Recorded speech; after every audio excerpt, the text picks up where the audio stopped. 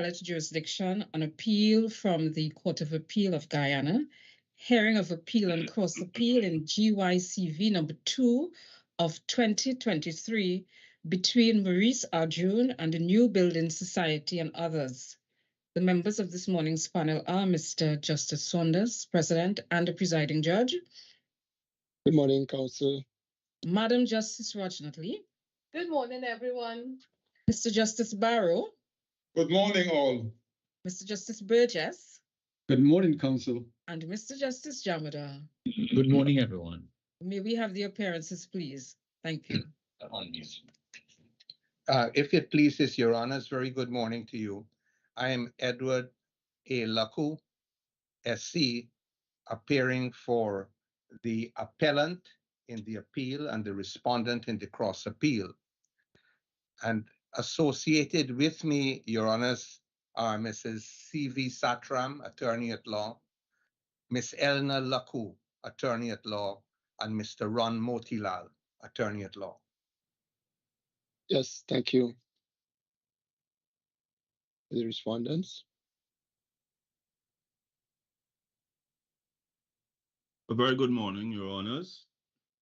Honorable President, Honorable Madam Justice Rajnath Lee, Honorable Justice Barrow, Honorable Justice Burgess, and Honorable Justice Jamadar. My name is Stephen Fraser.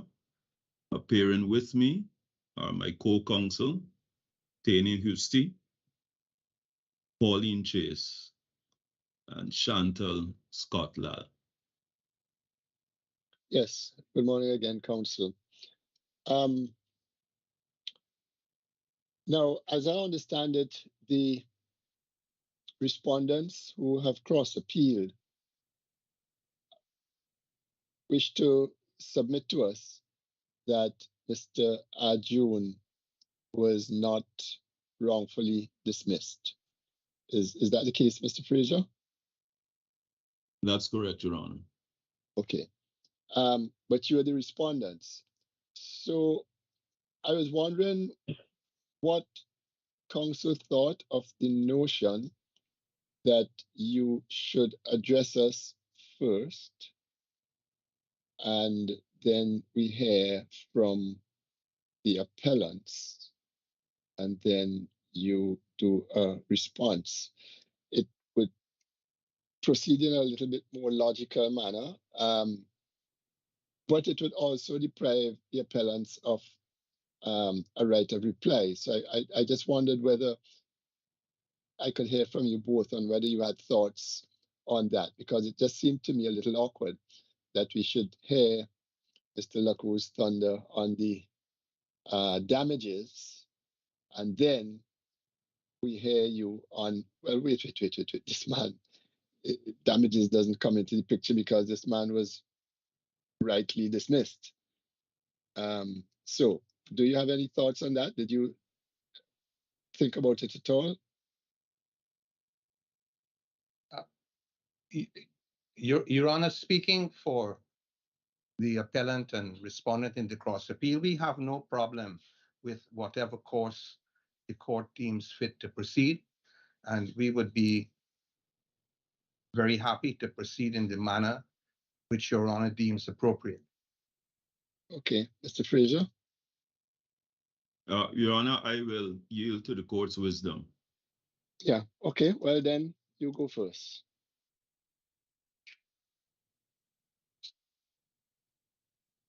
May it And please of you, Your course, Honor. at the end of your submissions on the issue of dismissal, you must feel free as well to address the issue of damages in the event ultimately we do not agree with you on the question of the dismissal.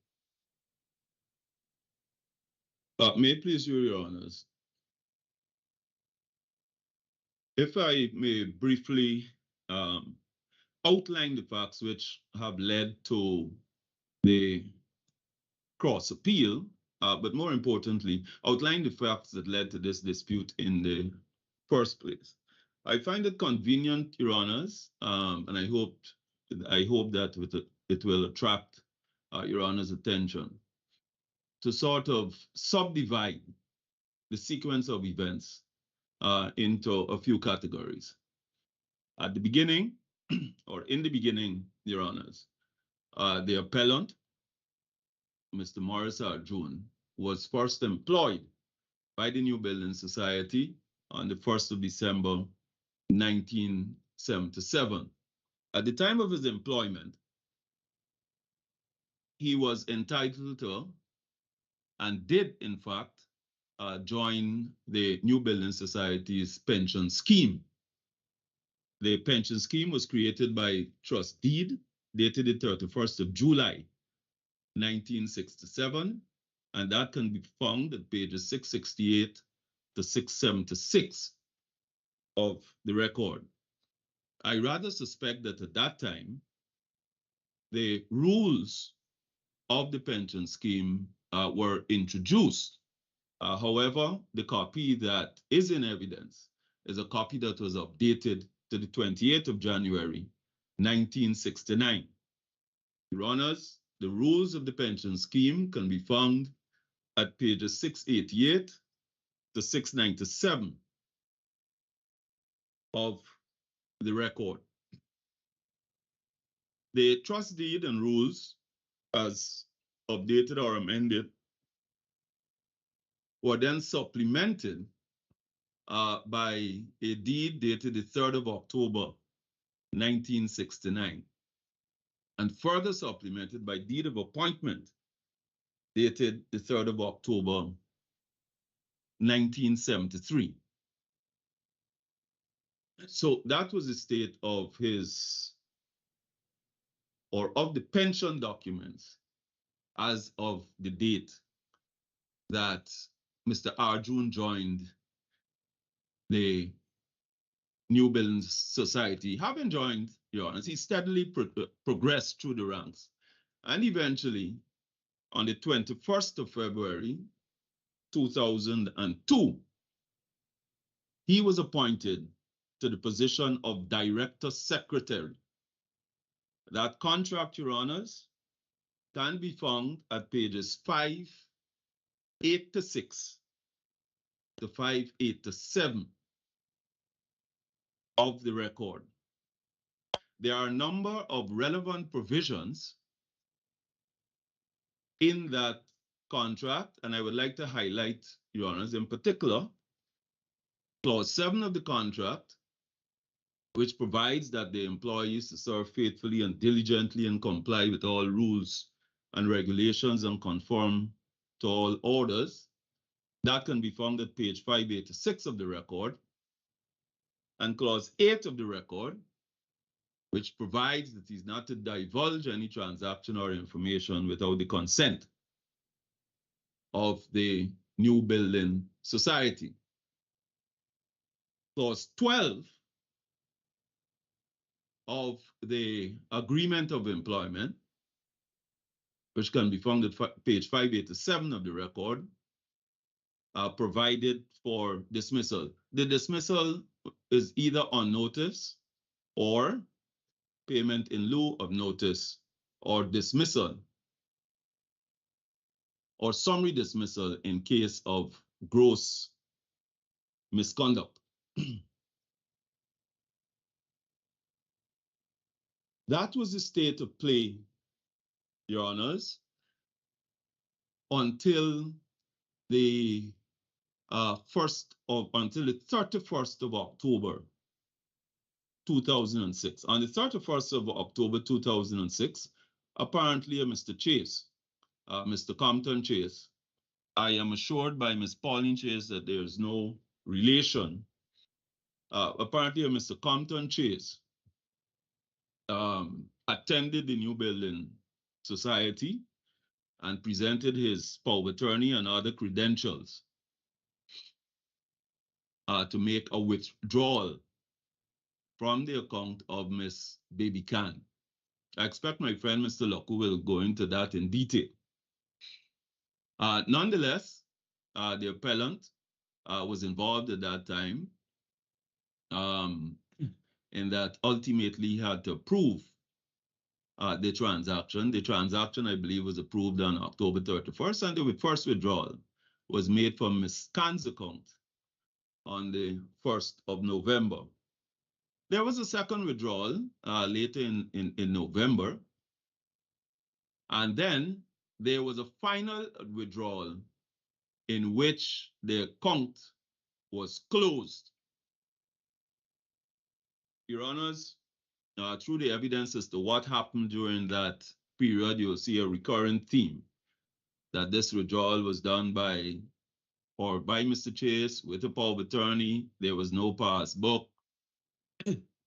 And there definitely appeared to have been breaches in the control systems.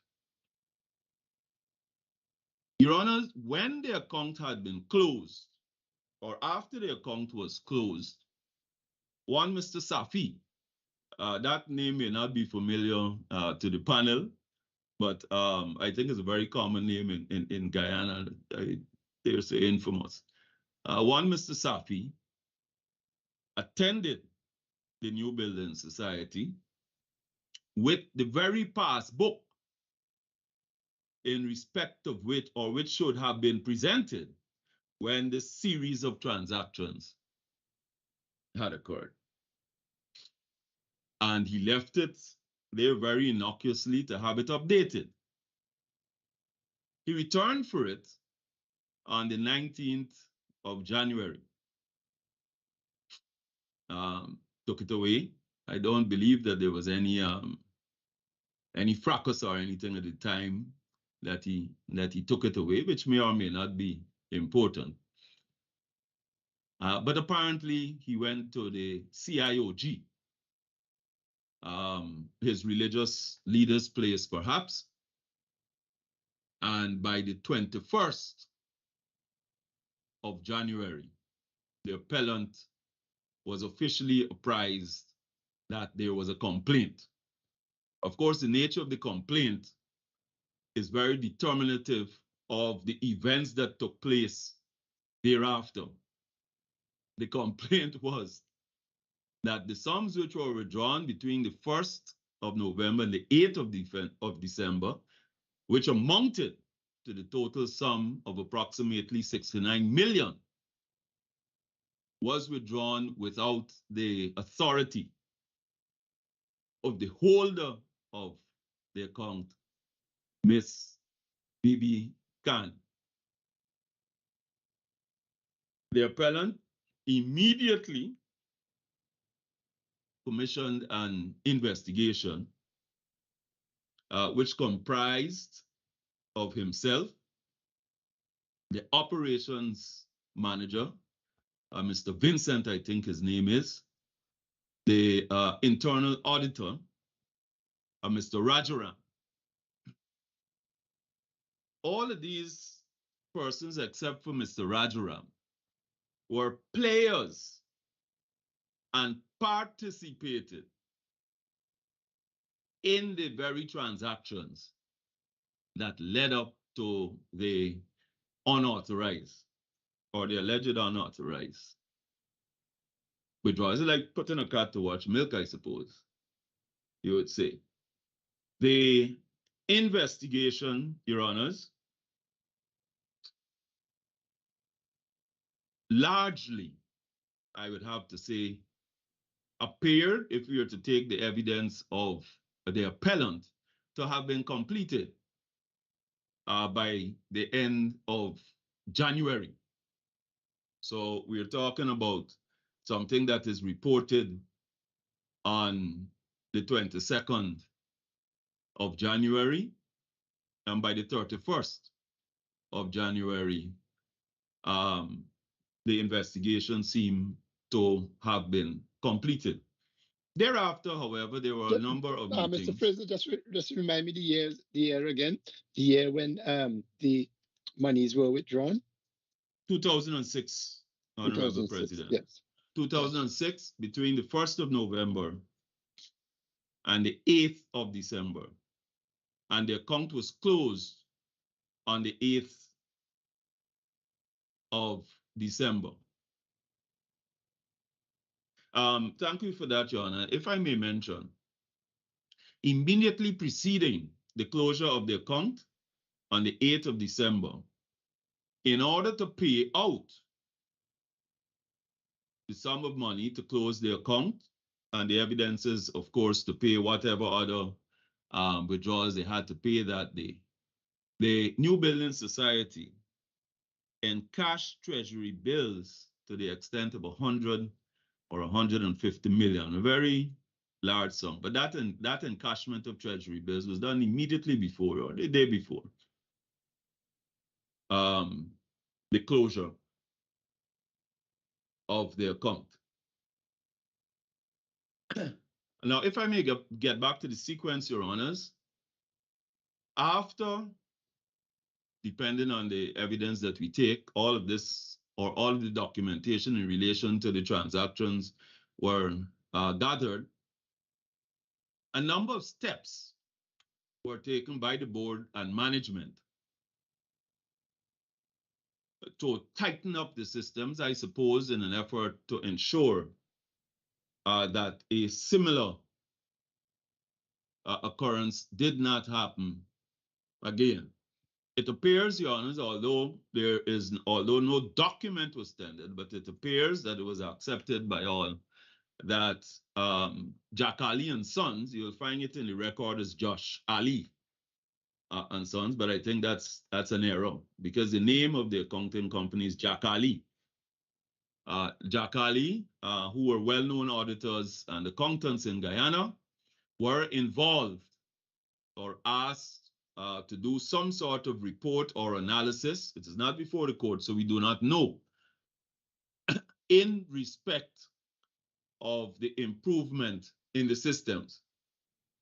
And a number of steps, of course, we do not know, or a number of safeguards, I presume, were introduced.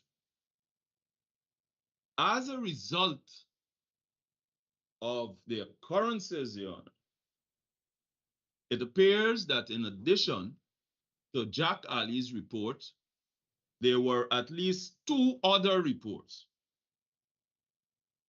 One of them by the very internal auditor who was appointed by the appellant, Mr. Arjoon, and the other report by a communications consultant by the name of Kit Nascimento. The trial judge, in his wisdom, did not think that these reports should have been made part of the record. But it is important to know the dates of those reports. Mr. Rajaram's report was submitted on the 14th of June, 2007. Why is that important? Because it was submitted to the board after the last attendance at board meetings by Mr. Arjoon. His last attendance at the board meeting was on the 31st of May, according to his own evidence, 2007. The Nascimento report was submitted on the 7th of August, 2007. Again, this was after the date that Mr. Arjoon had ceased to attend board meetings. Mr. Fraser? Yes, please, Your Honor. I hope I've been bearing patience appropriately, but I'm wondering what is the thrust of this background information. I'm wondering if there's a thought that this court should make a determination, find some fact, or draw some inference as to misconduct in the transactions on the part of the appellant. Is this a thrust? Particularly in relation to the reports, etc. In relation to the transaction in whatever form? Well, Your Honor, please remember that I was appended here in the sense that I was thrust into opening the baton rather than baton at number 2. Right. So I thought that perhaps an outline of the facts would certainly help to settle my mind, as well as hopefully to attract the court's interest to the relevant parts. But the reason, Your Honor, why we are going through the withdrawals, et cetera, is because the trial judge, in analyzing or in coming to his conclusions in relation to whether or not there was misconduct, he only took into account the period or the investigations that occurred approximately between January and March 2007. And in doing that, he did not take into account the reports, etc., and subsequent facts, including the exchange between Mr. Arjoon through his counsel and the NBS immediately leading to the dismissal. But this is exactly what is engaging me, Mr. Fraser, because looking at the dismissal letter, the essence of the dismissal was that you failed to present yourself to these, as it were, disciplinary hearings, and you told us to talk to your lawyer and don't bother you. Yes, so Your Honor. that, as I understand it, is the thrust of the respondent's claim that there was misconduct, a serious breach of trust, a failure to adhere or comply with the rules, clause 7 of the contract, etc., to follow lawful orders. So That's that, correct, Your Honor. so that the dealing with the account, etc., the wrongful withdrawals and so on, or alleged, seem to have been overtaken by the determination that, look, we are going to dismiss you because you did not show up and you did not assist us with our investigations. Am I correct? Yes, Your Honor. There's only one thing that I would like, if I may, to add to that, is that it appears on the authorities that the fact that there may have been some dissatisfaction or negligence or some sort of less than appropriate conduct, even though there's no finding against the employee, is something that can be taken into account together with failure to attend a disciplinary hearing. That's the only, and the House of Fraser is a case in particular, which I will refer to later, is a case in particular which I had in the same way how you disassociated Ms. Chase with the perpetrator, I am assured that you do not have any connection with the House of Fraser in the litigation to which you refer. I thought that to myself.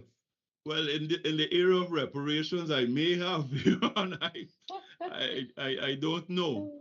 Mr. Fraser, before you go on, please, let me Yes, just Madam clarify. Justice Rajnath, please. Yes, thank you. Let me clarify for my own benefit, please, what you said. These are investigations that you referred us to. One by Nascimento, I think it is. And yes, the other please, Mr. Kit one, Nascimento, correct. yes, yes. And you said there was also one from an auditing company. Jack Ali. Jack or Josh Ali and Sons. Were those reports before the trial judge, and he refused to allow Yes, them? please, Your Honor.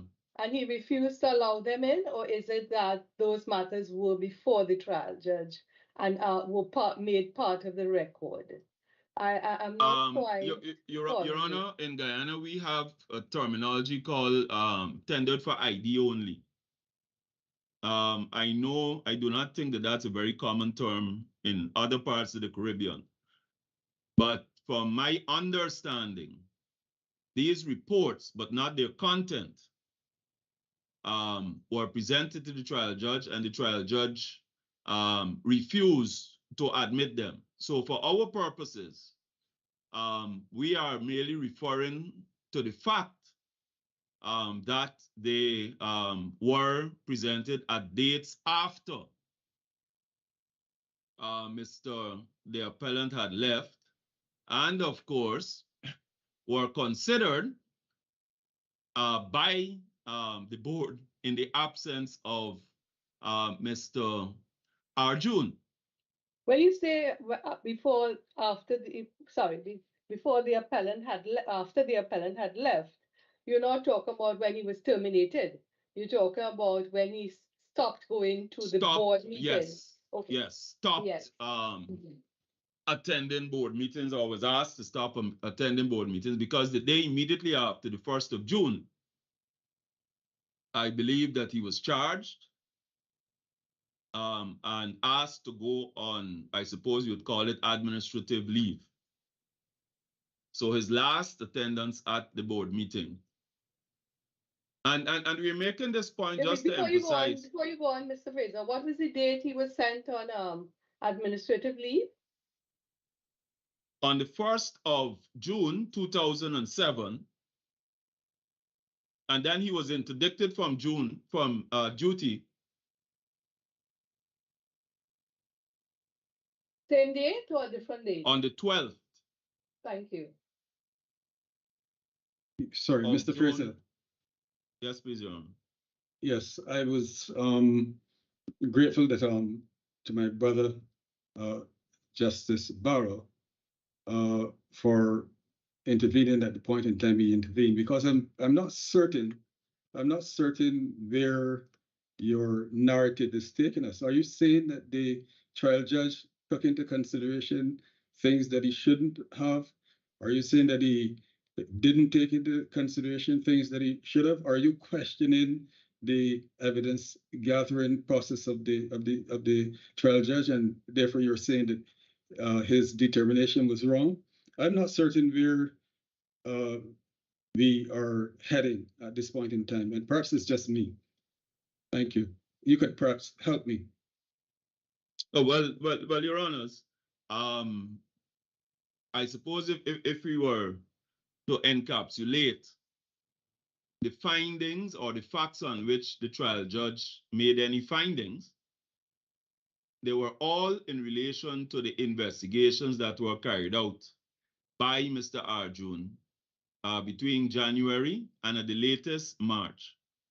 And his findings, in fact, the reason why he came to the conclusion that the dismissal was wrongful was because he found that there was no substantial breach or deviation from the rules.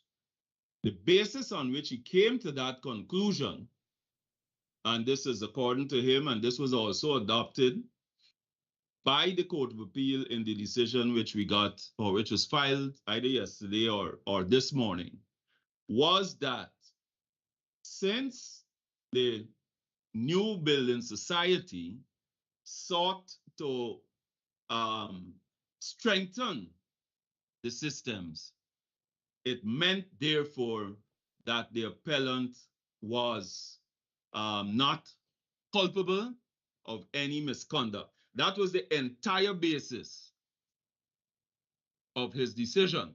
So all we are saying, Honorable Justice Burgess, is that the trial judge did not take into account, did not consider, and so too did the Court of Appeal,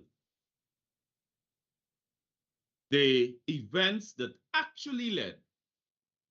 So, but Mr. Fraser, to the dismissal. I'm certain that you are aware of our practice in relation to concurrent findings, and unless you can point to some you can categorize this as an egregious mistake or some such extreme mistake, then you perhaps might find it difficult to get us to intervene. And that's why I'm raising the question with you. How serious an error, because you clearly see it as an error. Is Yes, this please. is this egregious? Would you describe it as the kind of error which would encourage an apex court, a third instance court, to intervene in concurrent findings? But Mr. Fraser, if I may, before you answer our brother, Yes, please, Justice Burgess, about how serious you consider it on an evidential basis, you are saying, was this evidence before the trial judge? Because you have told us that the trial judge, you say, tendered it for ID, I believe you said, but it was not admitted, correct? Yes, please, Your Honor. All right. So if that evidence was not admitted before the trial judge, question number one would be, did you make that a ground of appeal to the Court of Appeal and argue that the trial judge was in error in not admitting that evidence and ought to have admitted the evidence? And what did the Court of Appeal decide about that? And is that a ground of appeal before us? Well, Your Honors, if I may answer in order of question, if I may answer the Honorable Justice Burgess, we do feel, Your Honor, that it is an egregious miscarriage of justice. I'm merely using or trying to use the language which you use. And we are fortified in the fact that this court, the apex court, even in cases where there are concurrent findings of fact, is not shy to look at the inferences which are to be drawn from the findings or the primary findings of fact. I think that Justice Nelson, in the Danisar case, one of the cases to which we are, which is on the list of authorities, I think for both the appellant and the respondent, he pointed out an almost absolute unwillingness to interfere with concurrent findings of fact. However, equally, he pointed out that the willingness of the court to draw its own inferences from the primary findings of fact is not to be deterred. And it is in that context, Your Honor, that we are proposing that the learned trial judge did not look at any primary facts from which an inference in relation to the dismissal can be drawn. Mr. Fraser, let me interrupt you. Mr. Fraser, let me interrupt you. Yes. I must confess that I am gravely, gravely bothered. I'm looking again at your cross appeal. I'm gravely bothered by the path upon which you seem to be intent on taking us. You want us to make findings of fact in relation to the right to dismiss Mr. Arjoon.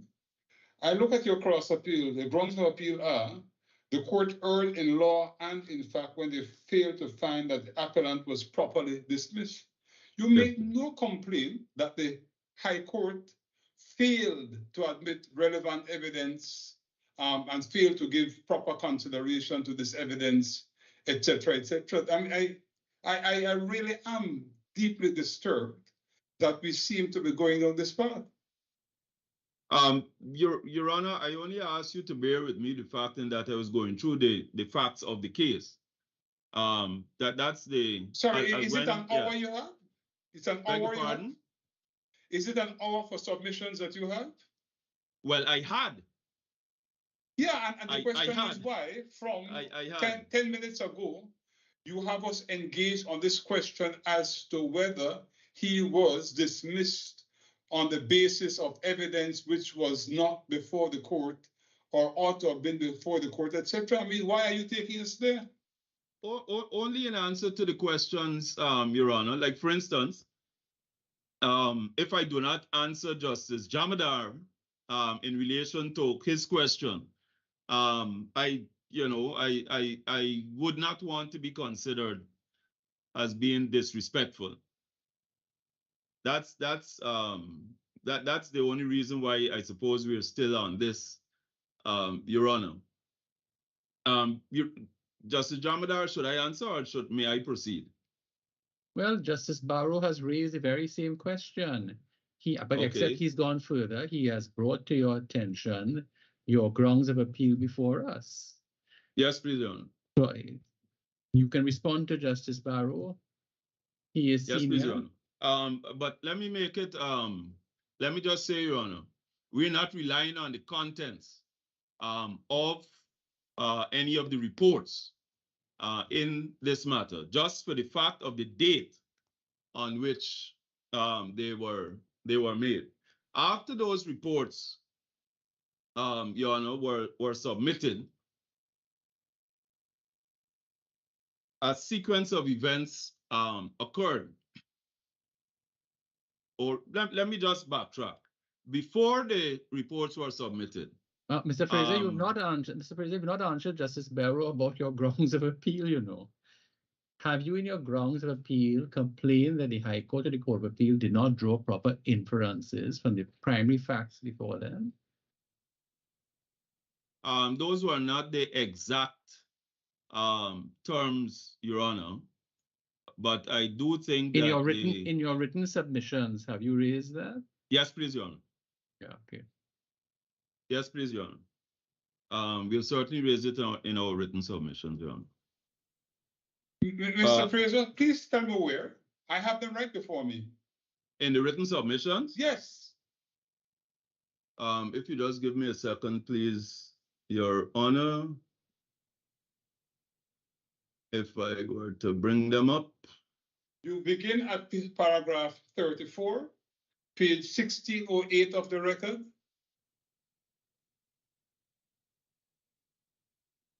No wrongful dismissal. Yes, please, Your Honor. If you give me just a second, please.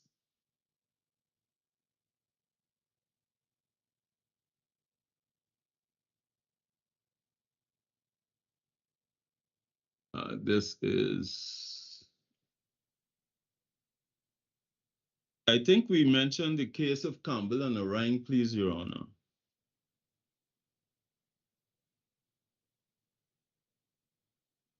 At some point in time in relation to the facts. Let me see.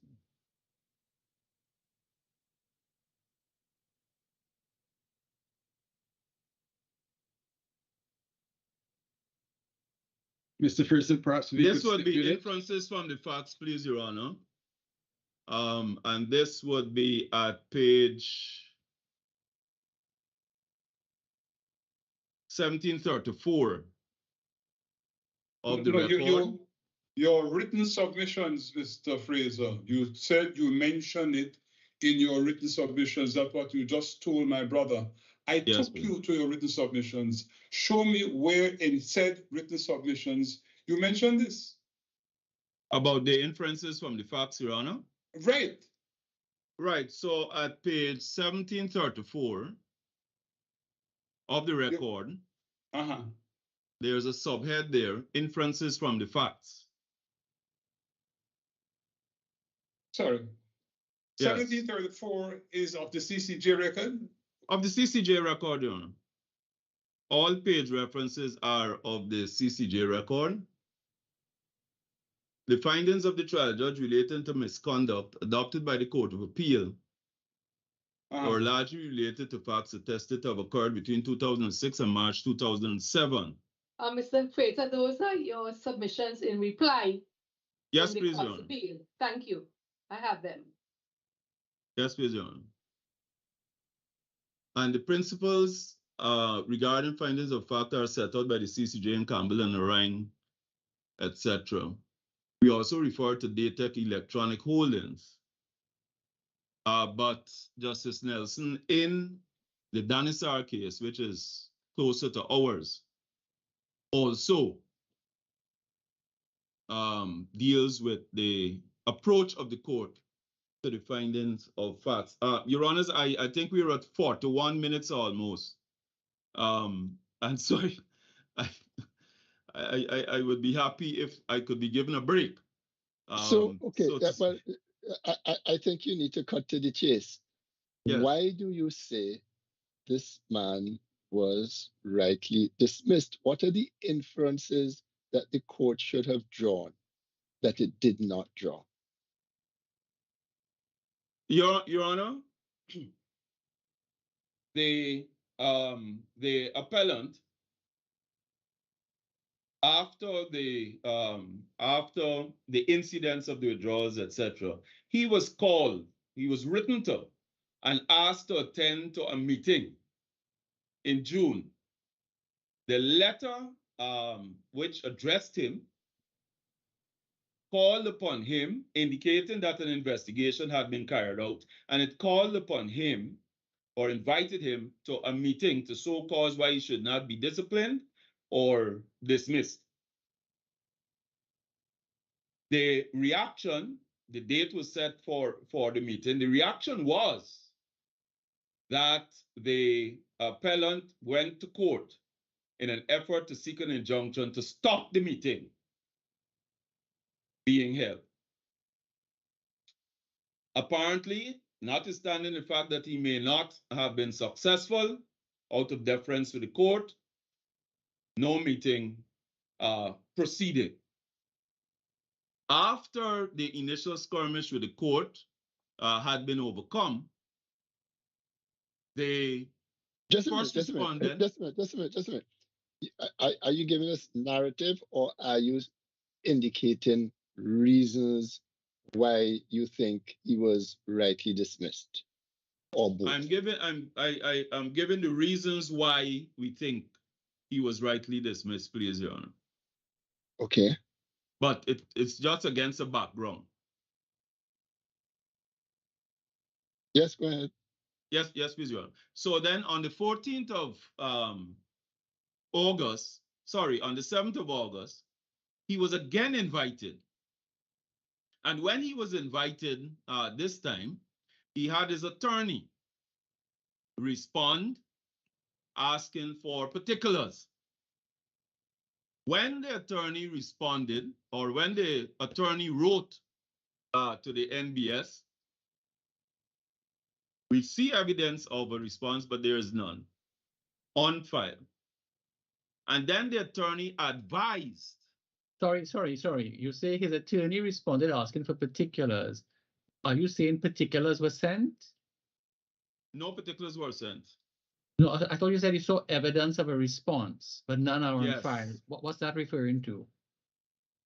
Because in his second letter, which would have been on the 8th of August, when he advises the New Building Society that he has advised his client not to attend, and he will be attending in his place, he refers to a letter dated from the New Building Society, dated the 7th of August. But that letter is not in evidence. That's the only reason. Your Honors, when or having indicated that he's sending his attorney for the second time, the appellant does not attend. Wait, hold on. But did his attorney attend on the 7th? Yes, apparently his attorney attended. His attorney attended as he said he would, but as he did not attend. He would in his, in his letter. The attorney attended. Now, at the end or immediately after that, by the 14th of August, the New Building Society, the first respondent, wrote indicating that on the complaint of negligence etc., and in view of the fact that you did not take advantage of the procedures for hearing, we are now dismissing you, summarily dismissing you for serious misconduct. Now, Your Honor, or Your Honors, by not attending, by not participating in that process, it is respectfully submitted, which we do, it is respectfully submitted that that single act of insubordination alone would be sufficient or would have been sufficient for summary dismissal.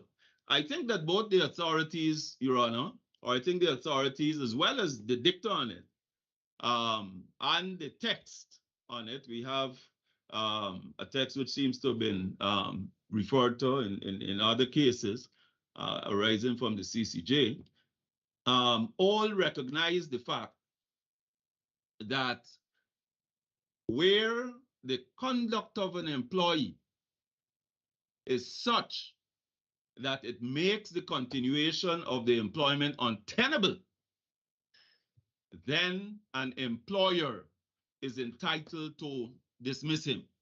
This is a case, Your Honor, in which communication between the two had been completely destroyed. For them to communicate, it had to go through a lawyer. The appellant himself, even though he was well represented by a gentleman who is now the Attorney General. Mr. Fraser, can I just pause, ask you to pause for a moment?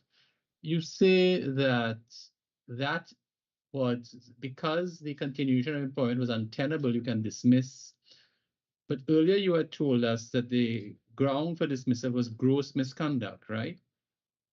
Remember you had told us that under the rule? Gross misconduct, Your Honor. Yeah. Is the word that was used in the contract. The word used in the dismissal letter was serious misconduct. Right. Yes. So my question is, which was the standard you had to meet? Well, Your Honor, in relation to the standard, because there can be different forms of dismissal, right? They can be dismissal at different levels for different types of reasons. You made an allegation of. You made an allegation of gross misconduct. You've told us what has happened. Yes, you dismissed him for gross misconduct, serious misconduct. What did you dismiss him for? Your Honors, the letter says serious misconduct, but the submission that we would like to make on before you make the submission. So he was dismissed for serious misconduct.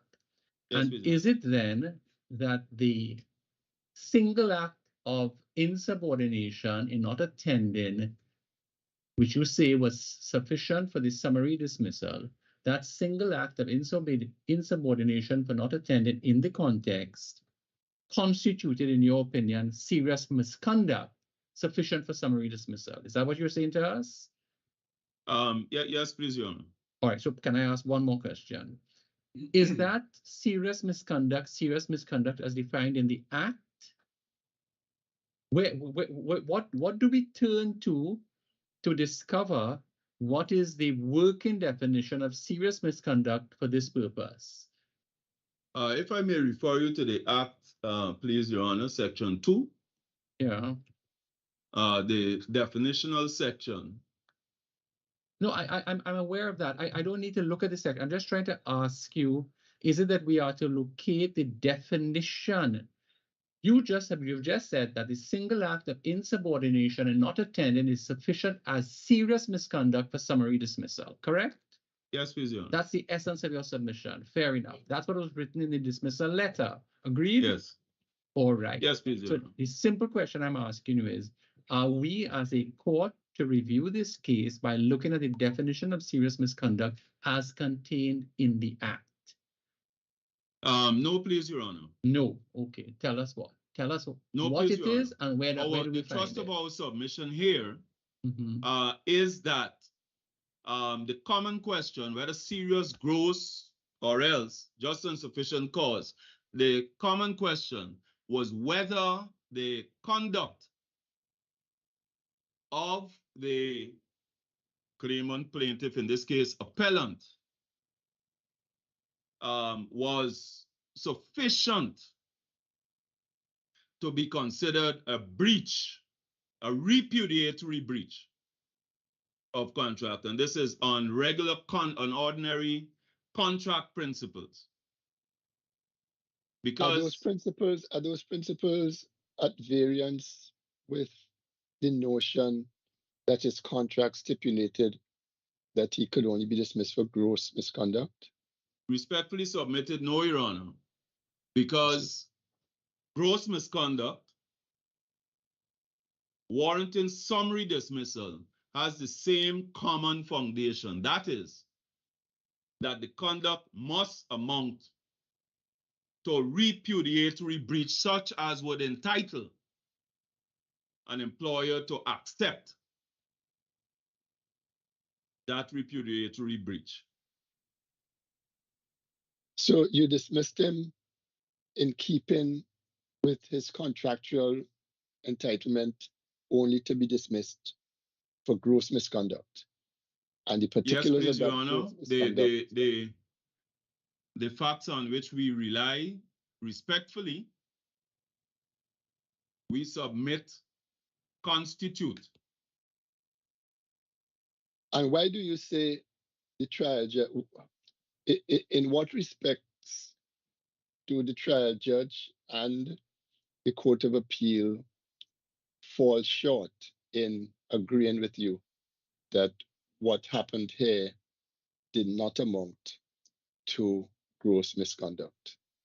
Well, both the trial judge and the Court of Appeal were of the view that the appellant was entitled to a hearing prior to dismissal. And the Court of Appeal adopted that. And our respectful submission is that in cases of wrongful dismissal, there's no inherent right to a hearing before dismissal. And this is in the cases of wrongful dismissal. We recognize that in cases of unfair dismissal, the right of a hearing would arise. Insofar as Guyana is a jurisdiction in which we have both unfair dismissal and wrongful dismissal. But do you really, unlike in Barbados? Sorry, do you really have wrongful dismissal? In Guyana? You have severance, yes, you have termination by severance. Well, Your Honor, the claim is wrongful dismissal. The claim brought by the appellant, the initial claim was a claim for wrongful dismissal. But didn't it proceed as though the dismissal was pursuant to Section 7C2 of the Termination of Employment and Severance Pay Act? Wasn't all of the they proceeded by that? Yes, but wasn't the breach? Yes, please, Your Honor. It could only be through 7C1, I think it is. 7C2, I think. Well, it doesn't matter. But that is not wrongful dismissal. That's termination by severance. With respect, Your Honor, the Danisar case speaks to or addresses that 7C1 specifically. But all we are saying, Your Honor, is that the entitlement to dismiss summarily is encapsulated in the Act as well as in the contract. In other words, then there's no disparity in greater benefit one for over the other. In other words, no greater benefit is conferred by the terms of the contract. Sorry, but just Mr. Pierce, I'm sorry, but just to follow up on a question which the Honorable President raised with you in respect of the contractual stipulation and as regards gross misconduct and serious misconduct. The contract form, which is gross misconduct, is that a higher standard than the standard in the Act? And was it respectfully, no, sir. The two are the same. Under the 7C1, I believe it is, Your Honor. Those two are the same, but it is recognized, and again, Danny Sarr recognizes it, Justice Nelson, as well as Justice Hayton, that the Section 10 dismissal, which is not termination, which they describe as dismissal, that is the highest standard. The standard which is in the contract. Mr. Percy, with respect, I don't think that that's answering the question which I intended to be answered. The contract made provision for gross Please, Your Honor. Misconduct, termination for gross misconduct. Yes, please, Your Honor. The dismissal letter alleged that he was guilty of serious misconduct. Yes, please, Your Honor.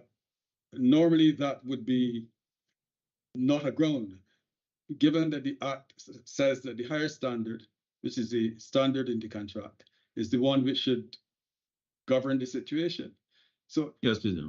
So what I'm wondering is whether you are saying to us that gross misconduct is the same as serious misconduct, and that it doesn't matter that the termination letter alleged a standard other than the standard which was in the contract. Just for my clarification. Yes, please, Your Honor. And the reason why I'm saying so is because however you describe it, the standard is whether it is a repudiatory breach.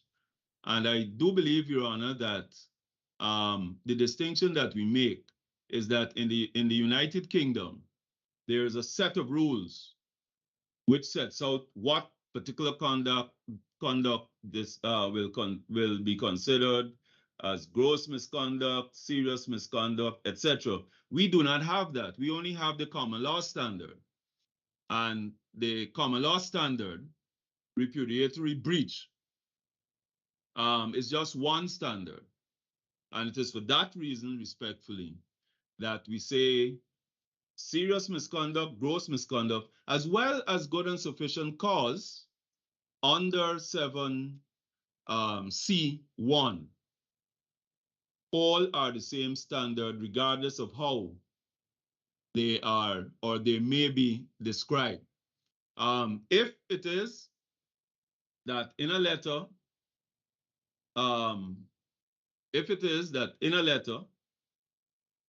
an employer says serious misconduct, I believe, Your Honor, we need to go to whether that conduct was sufficient to warrant dismissal. It also appears, Your Honor, and again, Justice Nelson spoke of this, that where subsequent to the event, facts turn out which justify a dismissal, the court can also look at it.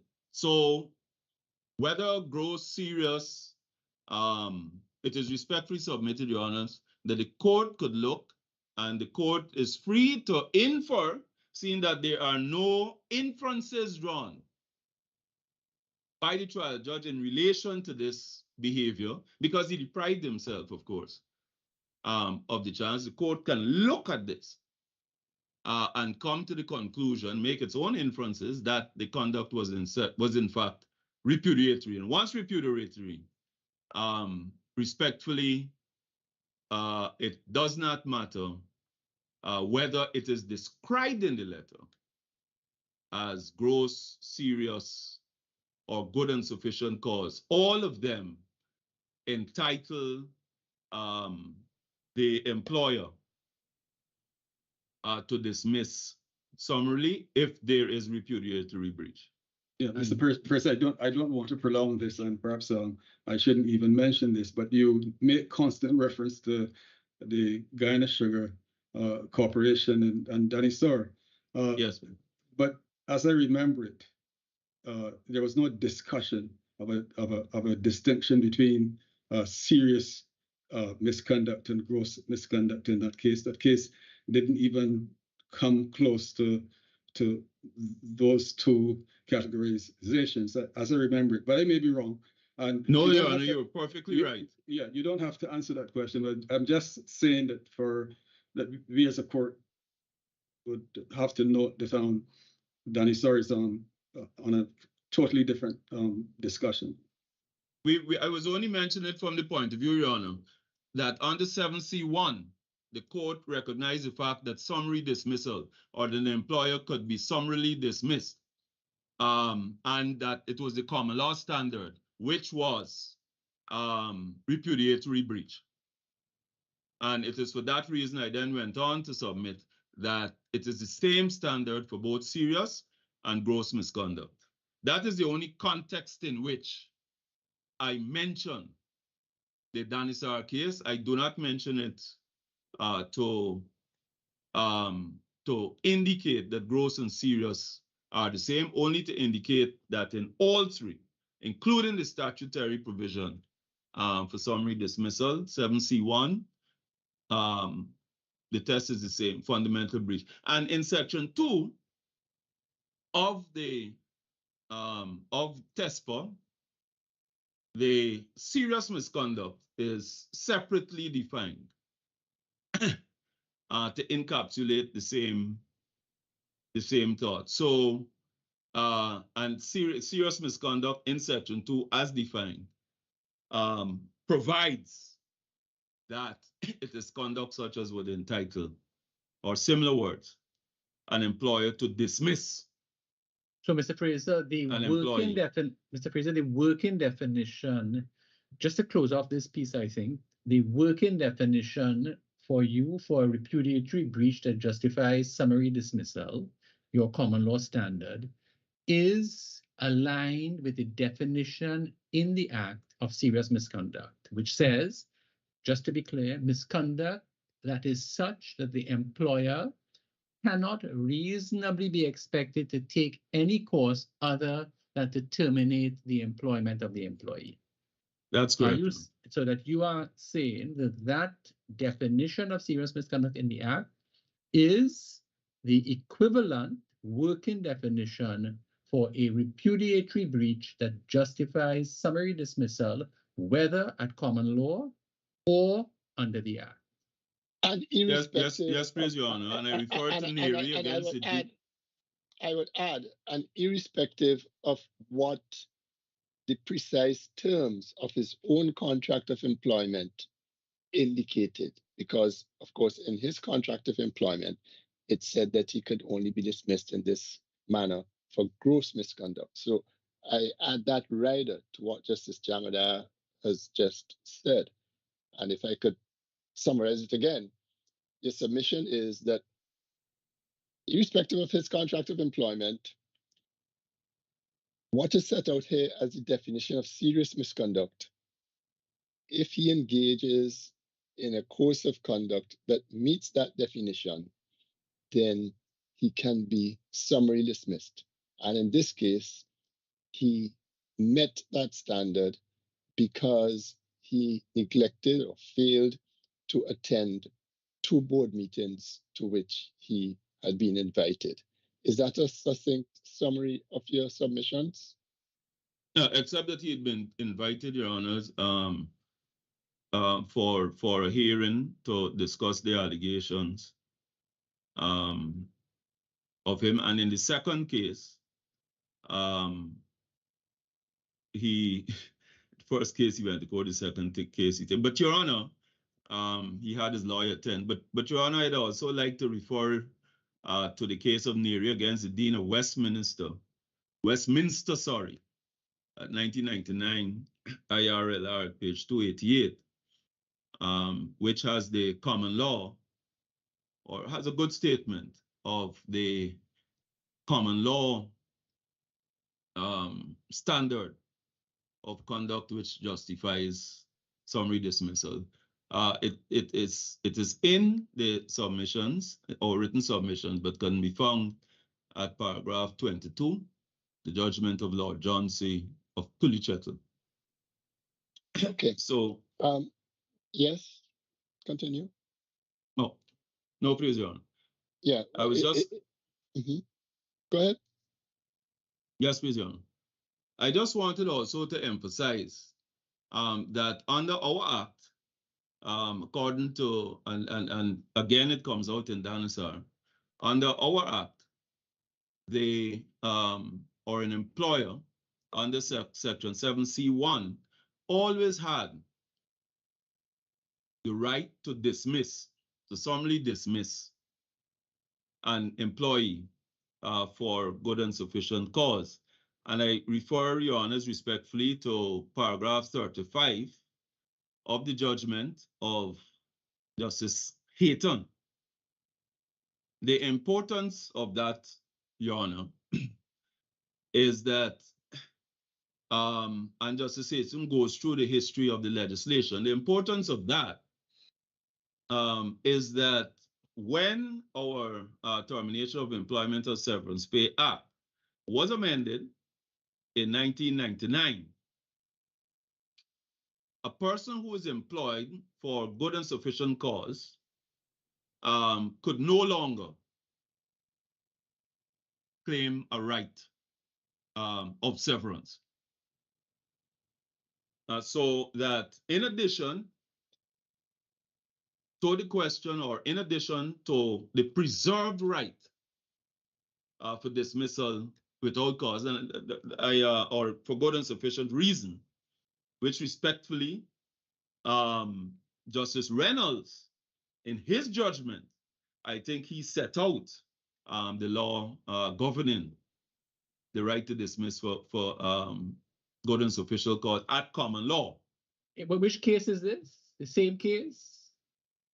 The same Danisar case, Your Honor. Oh, in Danisar, right? Okay. Yes, and Hayton. Yeah. Justice sorry, Hayton. sorry. I thought you were speaking about an English judge. And that would be at paragraph 40, where he goes on to speak on the issue of there being no right to severance payment after the 1999 amendment. But he does recognize already that there was a right to dismiss for good and sufficient cause, which is why we come back to emphasizing that the standard is the same throughout. Was his behavior such as to destroy the relationship between employer and employee? Your Honors, do I go to deal with the pension issue? I think you'd have to do that in your reply because you are out of time now. That's what I thought, Your Honors. Yes. So unless there's anything further that you wish to add on this issue of the dismissal, President, can I just say one thing though? I do believe that in our order, we gave Mr. Fraser some 75 minutes since he had the appeal. Yes, I thought so too, but I just double checked what we had done. So he does have some time again. You have 6 minutes and you could just Your Honors, may I reserve that for a reply, please? You could do that. Yes. So we would add that to your time. Well, yes. Yes. Okay, so Mr. Laku. Yes, if it pleases Your Honors. Your Honors, when I looked at the submissions in support of the cross appeal, which addressed the issue of whether the dismissal was justified, it was my understanding that the plinth of the cross appellant's submissions were that the right to dismissal was because he did not attend the hearing, which, as submitted by the cross appellant, went to the very root of the contract, constituted fundamental breach and breach of trust and confidence between the employer and employee, and furthermore, that the Maurice Arjoon, you see, Your Honor, we are not saying that he's entitled to a right of hearing and wasn't given one, because he was offered a right of hearing. The position of Arjoon is very different. It is that, was he entitled to particulars of the allegations against him before attending the hearing? which is very different from a submission as to whether he was entitled to a hearing or not. Your Honor, I want to raise this point, however.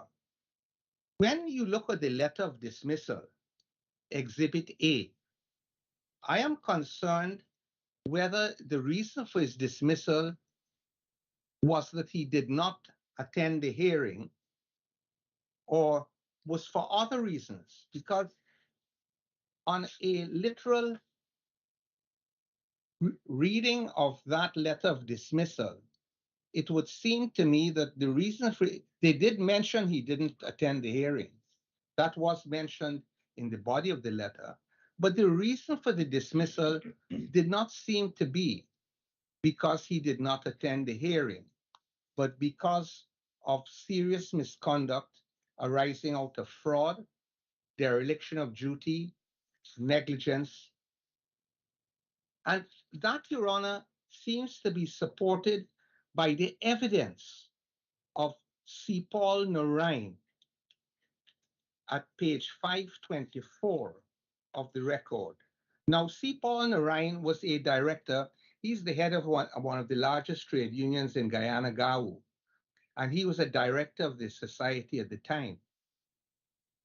And he was the face of the board. He's the only director who gave evidence. And he said this at page 524, relating directly to the dismissal. He said, he talks about the invitation to the meeting. Arjoon was never ordered to attend the meeting, Your Honor. He was invited. Be that as it may, it doesn't really matter. The discussion was unanimous, and all the board members were present. The dismissal was for negligence. And then it goes on, the plaintiff was a contributor to the pension scheme, and the board decided that the pension of Mr. Arjoon ought to settle after his indebtedness to New Building Society was settled. I'll deal with that statement in the context of pensions later on. But the reason why Mr. Norine, who attended the meeting, is saying he was dismissed was not because he did not accept the invitation, which is the breach of trust and confidence asserted by my learned friend, but because of negligence. And that is fortified, Your Honor, by a letter which followed sometime afterwards, Exhibit KK, which is a letter from the CEO, Director, Secretary of the Society, Mr. Ahmed Khan, which was written sometime afterwards on September the 8th, 2009, after Mr. Arjoon had been constantly inquiring as to his pension. And he said this, I have been directed by the board of directors to respond to you in relation to your letters. It relates to the caption, and wish to advise that Mr. Arjoon was summarily dismissed as Director Secretary of the Society for serious misconduct. So it appears, Your Honor, that the reason for dismissal, because it is now being asserted by the cross-appellant that the fundamental breach was the non-attendance at the meeting and having the audacity to send his counsel to represent him.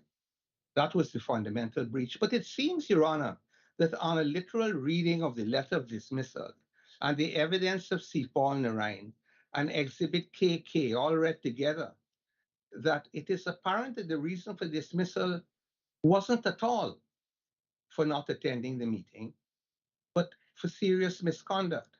And Your Honor, I don't have any intention of going back into the issues as to whether other circumstances constituted serious misconduct.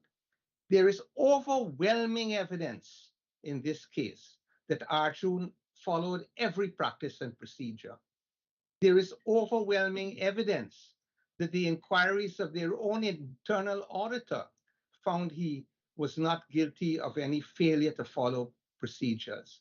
And he found actually the withdrawals to be legitimate. And Your Honor, the interesting thing about this case is this. Up to now, the holder of the account has not come in any court and said she didn't authorize the withdrawal. And I will invite Your Honor's one but it's not very relevant to this issue, to look at the index card Exhibit F, to look at the signature on the power of attorney Exhibit G, and to look at the faxes Exhibit H, and you will see that the signatures appear to be identical. The society never even thought of calling a handwriting expert. But that is just a little bit of an aside, Your Honor. For the moment, I just point out to the courts the reason for dismissal appears to be on the face of the letter and other evidence, not because he did not attend the meeting, but for serious misconduct in respect of matters which are no longer relevant to this appeal. Insofar, except to say that those matters may be relevant, when I come to deal with the reasons why I say that Arjoon, on a question of fairness, which exists, procedural fairness, Your Honor, in terms of dismissal, exists separately from trust and confidence, was entitled to those particulars and particulars of the allegations against him, and was justified in not attending the meeting in the absence of receipt of those particulars. I will deal with that momentarily, Your Honor. Your Honor, the question as to whether Arjoon was entitled to the information requested is adequately asserted, set out, and argued in two excellent letters by his attorney at that time, who holds higher office now, Your Honor. Exhibit AA, page 664. These I'm dealing now, Your Honor, with whether Arjoon was entitled to the information requested as to the particulars of allegations against him. Because, Your Honor, if this court were to agree with me that in terms of fairness, he was entitled to that information, his non-attendance at that meeting because he didn't get the information could neither be misconduct, good and sufficient cause, gross misconduct, or serious misconduct, whichever category you choose to put it in. I agree with the observations made by this court that he's entitled to the benefit of the highest standard of gross misconduct under Section 3 of TESPA. But I would go as far as to argue in this case that in the context of his attendance at that meeting, for reasons which I will put forward, he was entitled to that information. He was entitled to the particulars of allegation. And the duty of trust and confidence is now established, Your Honor, to extend to the process of dismissal. And there are cases which I have cited in my submissions and will refer to briefly. Your Honor, in Exhibit AA, attorney for Arjoon pointed out, firstly, that there were criminal charges pending, and therefore Arjoon would have had to be very careful as to what he said at that inquiry, lest it be used against him. And in the final analysis, in final paragraph, he said this: I feel impelled to further inform you that your letter has failed, refused, neglected to identify the relevant rules and policies of society which my client have allegedly impugned. Neither have you particularized the negligence of which my clients are accused. These are all requisite matters which must be made available to my client as integral facilities for the preparation of their defense. And in the follow-up letter after apparently the information was not provided, your letter dated 7th of August 2007 refers. It is clear that your board has ignored my request for the requisite information, which would adequately enable my clients to prepare for the proposed hearing. That the board is infected with the cancer of bias, very picturesque, Your Honor, but not so important. At the time that disciplinary inquiry was fixed, it was during the subsistence of the employment relationship. And that is acknowledged in the submissions of my learned friend, paragraph 60 at page 1612 and paragraph 70 of page 1614. Because as my learned friend submits, had he attended that meeting, the board may well have gone in a different direction. The board may have said, we wish you to continue with your employment. The question is, Your Honor, was Maurice Arjoon entitled to the particulars of the allegations against him leading before attending that hearing? Did fairness require the information to be provided? Your Honor, Mr. Laku, if yes, you could just refresh my mind. What was the purpose of the meetings? Did the two meetings have the same purpose? And if so, what was that purpose? the purpose of those meetings, as I understand them, were similar. And the purpose of that meeting was to determine whether disciplinary action, including dismissal, should not be taken against Arjoon. Is there a document that sets out that purpose? Yes, Your Honor. I may refer to Exhibit Z, please, Your Honor. What page? Page 663 of the record.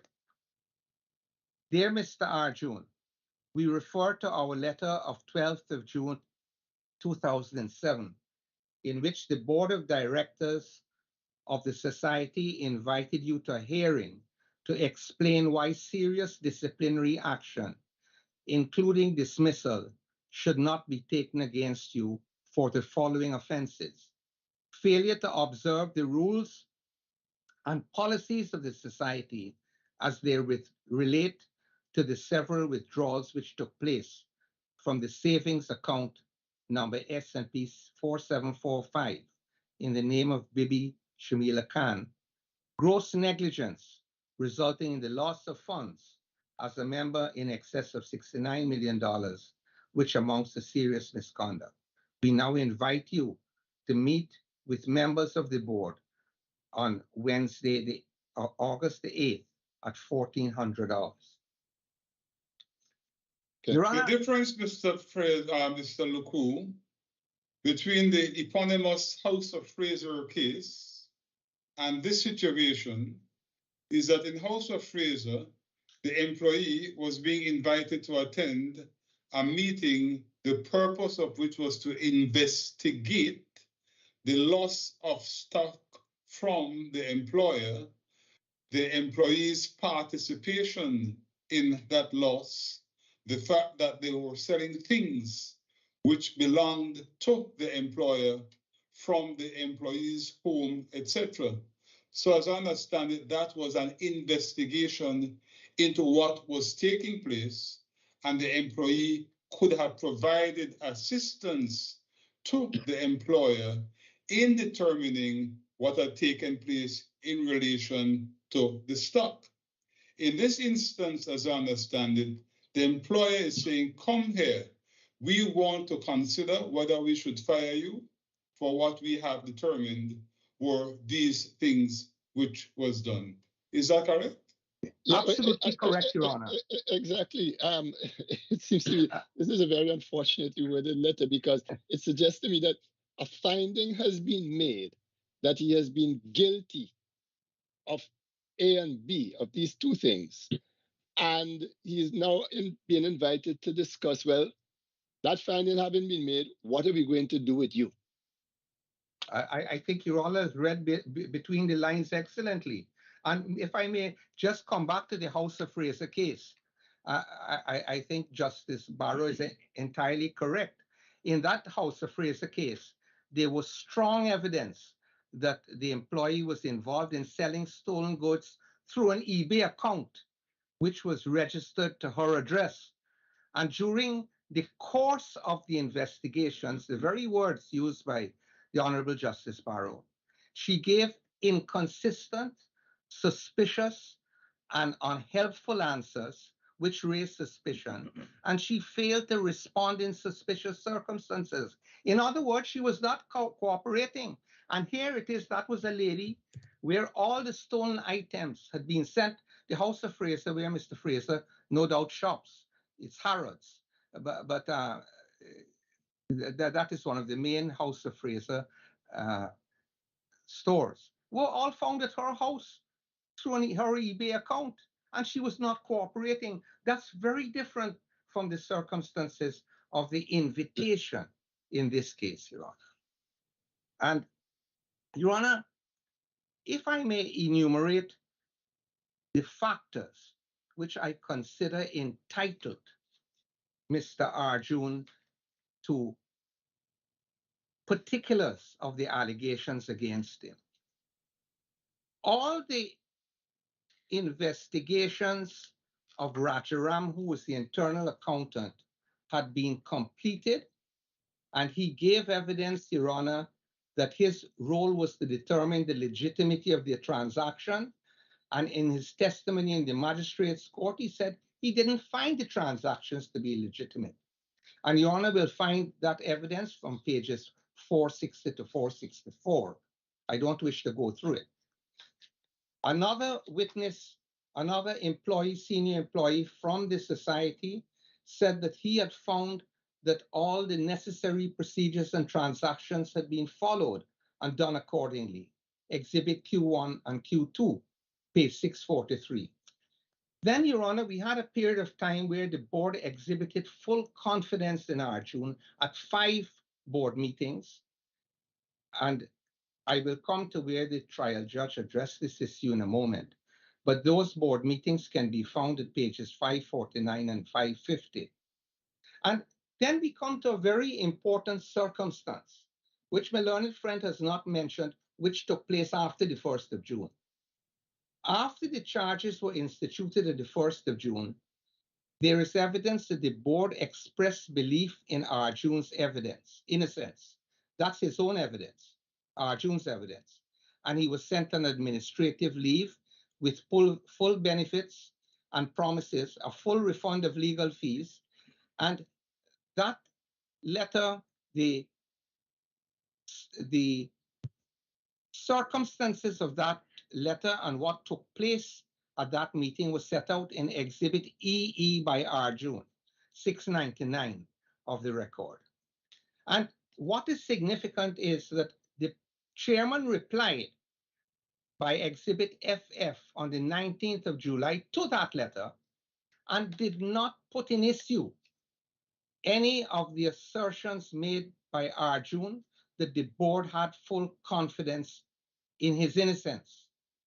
At that time, Your Honor, the board would have had in their possession minutes of a meeting held with the deputy registrar, Exhibit MM, where the registrar confirmed that the power of attorney which was used for the withdrawal was properly registered and had been executed before the consular officer in Toronto. And she recognized the signature of the consular officer on that document. Then we had the 2 letters from the attorney at law, Exhibit Z, Exhibit AA, and Exhibit BB, which I've referred to already. Now, Your Honor, these are the circumstances then which faced Arjoon. You have a situation where full confidence is expressed in him, his innocence is portrayed, all investigations are complete, then you get an invitation to a disciplinary meeting where, as the president of this court has, I think, correctly assessed, indicates that the decision has already been taken, and says, come to this meeting and let's see how we're going to deal with you now.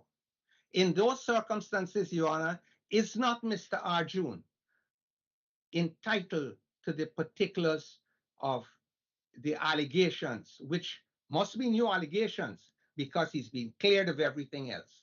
There's a criminal charge hanging over his head. Is he not entitled, as a matter of pure fairness, to those particulars, Your Honor? And Your Honor, it is not correct to say that these matters and inferences were not properly drawn by the trial judge, because I refer your honors to the decision of the Honorable Justice Brassington Reynolds at page 884. I know my time is limited, Your Honor, so I read through it very quickly. The plaintiff on the 19th of September testified that on 1st of July, the chairman of the first named defendant assured him of the board's confidence in his innocence. The court noted that this assertion was reflected in a letter from the plaintiff, Exhibit EE, which the chairman of the board, when he replied to this letter in his own Exhibit FF, took no issue with. There is no dispute as to the sequence of events leading up to the hearing proposed by the board, and then it goes on to deal with the invitation to attend. As it turned out, the plaintiff was never given an opportunity to give his version of the events to the board. Whilst he was in law entitled to the particulars of the allegations against him, he was never given any. And finally, at page 897, I'm dealing with these because my learned friend says that no proper inferences were drawn by the trial judge. That isn't so. At page 897, the suggestion in the defendant's submissions that the plaintiff's refusal to attend meetings convened by the board may have been the proverbial straw that broke the camel's back did not find favor with this court. The court did not believe that the plaintiff's failure to attend the meetings upon the advice of his counsel at the time bolstered or fortified in any way the board's decision to dismiss him. The court rather believes that the plaintiff was within his right in the circumstances to seek counsel and to be afforded beforehand, as his counsel requested, details of the specific nature of the infractions alleged against him. The court is aware that a whole body of jurisprudence have evolved more recently surrounding employees' rights, and we can do no better, Your Honor, than the Sandy Lane case in that regard. So, Your Honor, it is not true to say that the trial judge did not draw proper inferences. Why should the trial judge be restricted to a limited period of time, as my learned friend submits, to draw inferences from? Surely the trial judge should look at the whole history of the circumstances leading up to the dismissal and see whether, based on those circumstances, Maurice Arjoon was entitled, as a matter of fairness, if you want to call it fairness, if you want to call it duty of trust and confidence, I don't mind. But in any event, he was entitled to those particulars. Your Honor, I just want to get an indication of time, because I know I've used... I think at this point, Mr. Luckoo, you should move on to your submissions on the reliefs to which you think he should be entitled. Yes, please. Lest I forfeit all right to those submissions. Your Honor, if I may, then, Your Honor, all the cases relied on are set out in our submissions. I haven't reached there yet. Your Honor, in relation to the issue of pensions, Your Honor, I will deal very briefly with the first submission, that the pension scheme had terminated and was no longer in effect. Your Honor, Counsel, before dealing with that, yes, that submission had greatly troubled me. Is it competent for that assertion to be made at this stage? Particularly, Your Honor, having regard to the fact it was never pleaded, it was never raised at first instance, it was never raised in the Court of Appeal. Those were the points I was going to make to this court. And Your Honor, if it was that there was no trust deed in effect or no operative trust deed, and NBS were collecting money over these years, 19 years after 1969, collecting employees' money, they should be guests in another institution because they would have no right to be collecting the employees' money. So, Your Honor, do Your Honors wish to hear me any further on that? I don't, but my brothers may.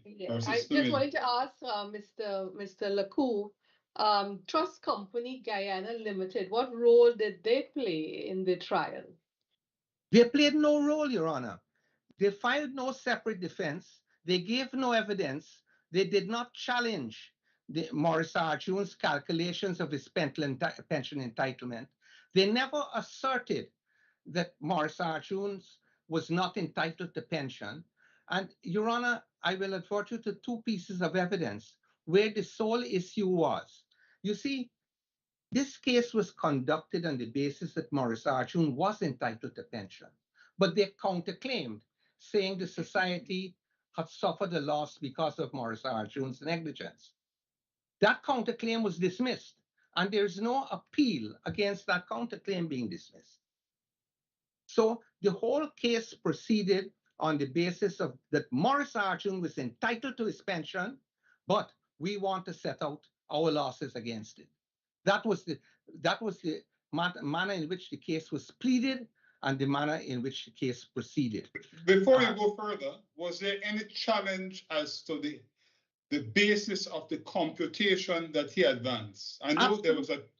Absolutely none, Your Honor. There was not one. There was detailed evidence by Arjoon as to how he calculated it. And there was not one question addressed in cross-examination to Arjoon on his method of calculation, nor was there any evidence led by the custodian trustee, the managing trustees, contradicting his method of calculation. So that evidence really stands uncontradicted. Your Honor, the Court of Appeal, Your Honor, could you indicate to me so I can fashion my submissions what time is left to be allocated? You have until, it's now 11:37. You would have until 12:24. Very well. I'm most. But you don't need to feel compelled to use all the time. Your Honor, I would have asked till 1:24 if I had the opportunity, but I will abide by Your Honor's timelines, as I've always tried to do. Your Honor, the issue in this appeal is a simple issue. It's whether on a proper interpretation of the pension scheme, was Maurice Arjoon entitled to his pension benefits? Pension benefits, Your Honor, as I understand it, accrue as a result of providing pensionable service over a period of time. And it comes about through two sources. It comes about through the contributions by the member of the pension scheme himself and the services which he provides during the period of pensionable service. I must confess that I will have to submit that the Court of Appeal went wholly wrong in their interpretation of pension rights. One submission I would make, Your Honor, initially, is that Arjoon cannot be prevented from receiving his accrued pension benefits by the wrongful act or conduct of the society in wrongfully dismissing him. Assuming Your Honors agree with me that he was wrongfully dismissed. And even if he were not wrongfully dismissed, I would be prepared to argue that subject to the proof of the counterclaim, Arjoon would be still entitled to his pension benefits. The fundamental error, Your Honor, of the Court of Appeal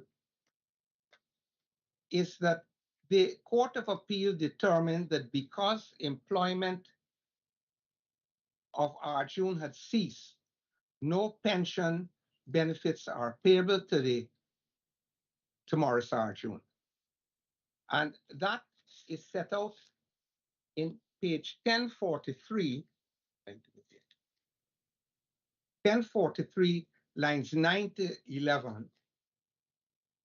And then, Your Honor, we received last night a corrected version of the Court of Appeal's decision, which I think Your Honors will have before you. No, it was as soon as we got it, Mr. Satram uploaded it to the CCJ's website. And at page 1762, of the corrected version, paragraph 68. Now, Your Honor, we agree with the conclusion reached at paragraph 68 in the corrected version. This is what the Chancellor said, and this is the version received last night. In our view, Arjoon would have had his pension but for the dismissal. The dismissal being found to be not in keeping with section 10.1, he should not be denied the right to his pension benefits. We agree with that entirely, Your Honor. The provisions to section 21.4 is instructive and provides the basis for the payment. There is no reference to pension being excluded in the proviso. Then the Court of Appeal goes on, having said he's entitled to his pension benefits, to say, no, but we're not giving it to you. We are just refunding your contributions, which you've made over a period of 30 years and which the society has made over 30 years. We're not giving you anything more because your termination, though wrongfully, has ceased. Your Honor, that reasoning I respectfully submit is entirely unacceptable. The Court of Appeal, Your Honor, appears to have misunderstood the case brought by Arjoon. And in two places, in the original transcript for the decision at page 1042, line 16, and in the transcript received last night, page 1761, line 65, said Arjoon had opted to bring his claim on the TESPA only. That is not correct, Your Honor. That is entirely a mischaracterization of the claim brought by Arjoon. The claim brought by Arjoon, Your Honor, was separate from his claim for pension benefits, and that is clearly set out in his evidence at page 326.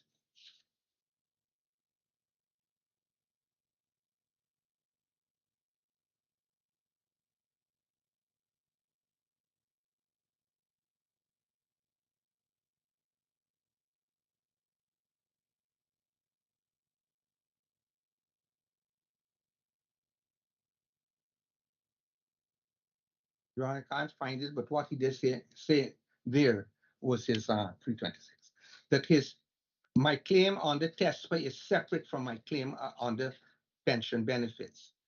Okay, so Mr. Laku, let's deal first with the pension. You said that he gave evidence, or there was evidence in court about how the pension was calculated. The pension which you are claiming would begin from what date? The date of his dismissal, the date that he attained the age of 60, what date? Your Honor, the pension would have to start from the date, I would say, it depends. If, Your Honor, you see, we have an alternative arrow in our quiver for wrongful dismissal, which would treat his employment up to the date he was entitled to retire. If Your Honor were to award damages for wrongful dismissal for resulting in loss of pension rights, I would say then that the date of calculation should be from the date he would have retired. However, Your Honor, if it is that Your Honor accepts the fact that he was dismissed, then the proper date for the calculation of the pension would be on his date of dismissal. And or the date of the dismissal plus the notice. Notice. Yes. That would probably be the correct date, because he would be entitled treat the contract as if it were properly performed. So And I agree. is there a calculation that tells us what that amount would be? Yes, Your Honor, I think the appropriate calculation would be under the rules of the pension scheme, Rule 10, Roman 3. Now, the calculation under Rule 10, Roman 3 is a calculation if the society requires a member to retire at any time that he has attained the age of 55 years. And what is important about that, Your Honor, as well as rules 10.01, 2, and 3, and rule 11, all these rules contemplate that rights, pension rights can accrue and vest before retirement age. And there's a method of calculating it. And the method of calculating, if you require to retire, it's almost the same as telling a man, I'm dismissing you.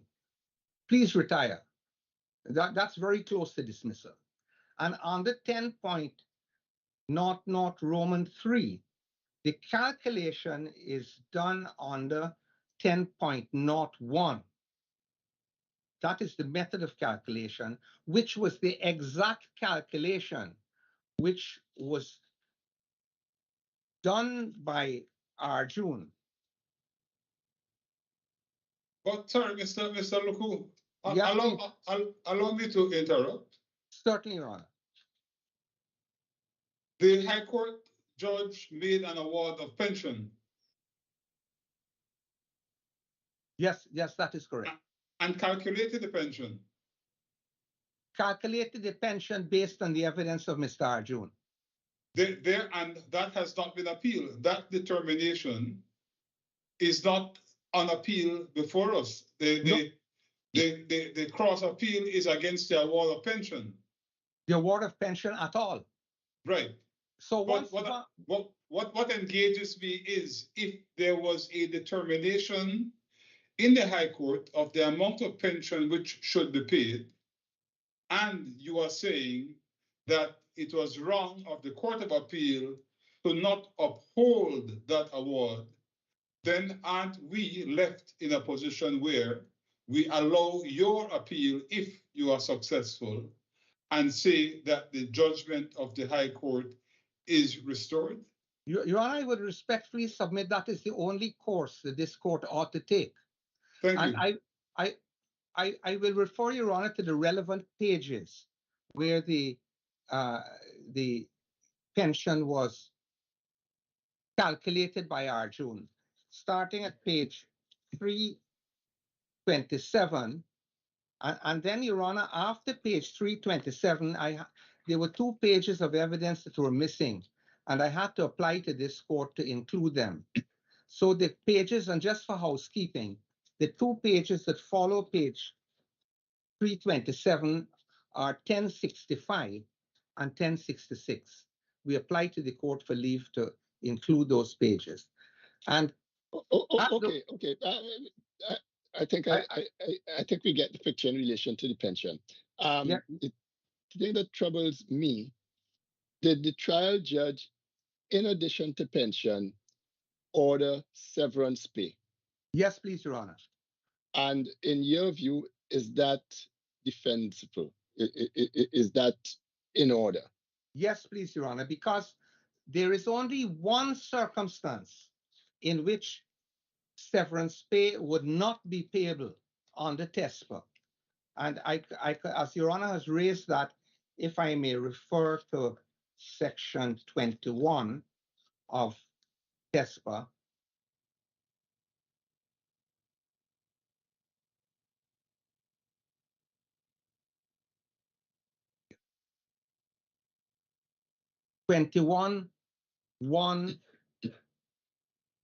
I'm sorry, Your Honor, 21(4)(d).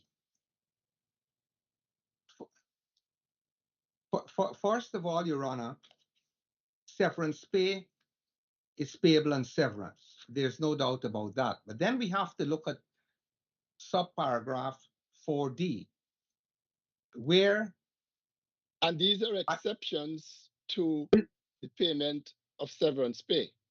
This is correct? where you wouldn't get severance pay. That's right. Sorry, And yes. because That is where if you wouldn't pension get is it. higher, you only get the pension. Right. Yes. And the exception says this: where the employee is being retired from his employment having attained the age of 60 years or such other age as may be agreed upon the parties.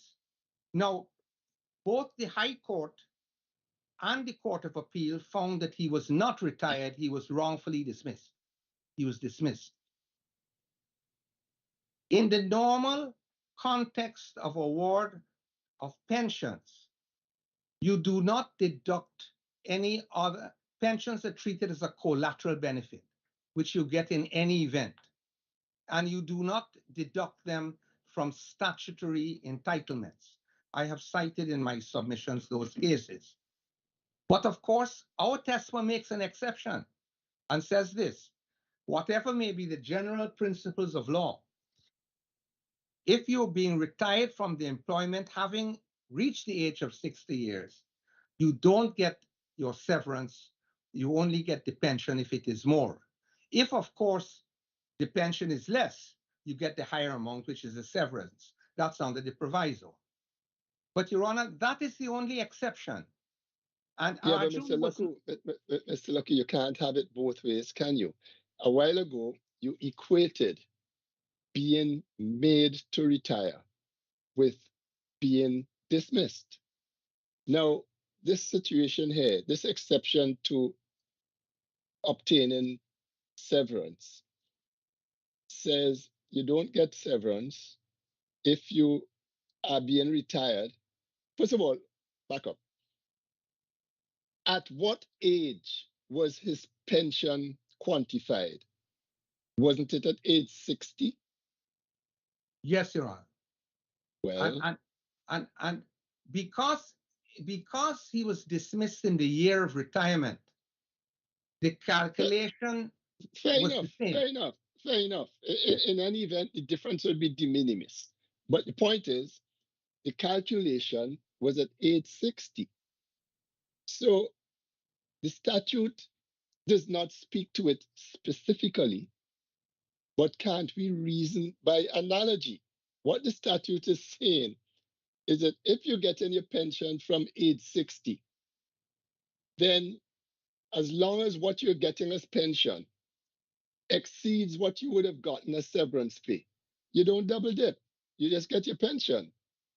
So that I would be, it's curious that someone could argue that, well, I am dismissed and I'm entitled to pension from age 60, but I could still get my pension plus my severance pay. Your Honor, I would argue it this way. I would say that your severance pay is a statutory entitlement which you get in any event. And unless the employer can No, bring... not in any event, because there are exceptions to getting it. And 21(1)(4) sets out the exceptions. 21(1) tells you how and when you get severance pay. On termination of your employment, if you have completed 1 or more years, then you get severance pay in accordance with that formula.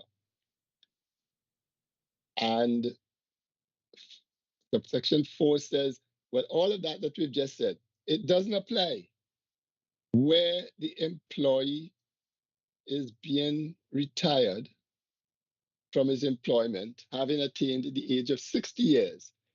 Now, you're not being retired having attained the age of 60 years, but you have been wrongfully dismissed and are being awarded pension as having attained the age of 60 years. And so I just wonder whether you could get both, where you have a scheme that suggests that once you are getting a pension at the age of 60, and that pension exceeds a severance pay, you don't get both. But anyhow, I will listen to your submissions. I note Your Honor's point very much, and it has occurred to me. But I would wish to put my point this way, that once you are entitled to severance on the TESPA, that is a statutory entitlement to which you're entitled to by virtue of your termination. And only if you fall strictly within the proviso are you to be deprived of that. You see, Your Honor, you get severance in any event, but you get pension for different reasons. You get pension because of your years of service, and you get pension because you contribute, and you get pension because your employer wants to keep you there, and so that you don't join competitive industries. The pension benefits are totally outside, I would submit, and independent of your entitlement under the test. And the best way I can put it is this: if an employer seeks to act wrongly and dismiss you when he should not have done, you are entitled to your severance on the TESPA, unless you can be brought strictly within the exception when you're not entitled to severance.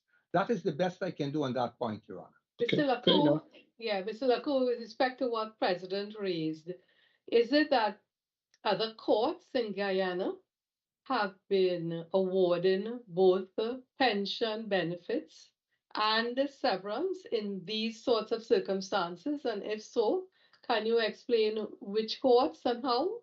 Your Honor, I think this is the first case where this issue has arisen. And it wouldn't normally arise, because in most cases, an employer wouldn't act in the manner that New Building Society has acted in this case. And so there are no cases in which this point has arisen in Guyana. There are cases which have arisen outside of Guyana, which I have referred to, which say that if you're entitled to statutory entitlements, that does not affect your right to pension benefits, because that is in a different category and benefits of a different nature than your statutory benefits. So I would respectfully submit that in the specific circumstances of this case, that even though 10.00 Roman 3 provides the method of calculation, in this specific case, the employee was wrongfully dismissed and not retired. And if the employer wants to act in this manner, he's liable both for severance, and the employee is also entitled to his pension benefits, which are accrued benefits, Your Honor. They're described in various ways. Lord Justice Nicholas Brown Wilkinson described it as a species of property. Other judges have described it as earned income. Other judges as deferred wages or accrued wages. Some judges, in a recent case, and O'Brien, past services to the extent of his contributions, and past services as to the rest. It's a vested right, Your Honor.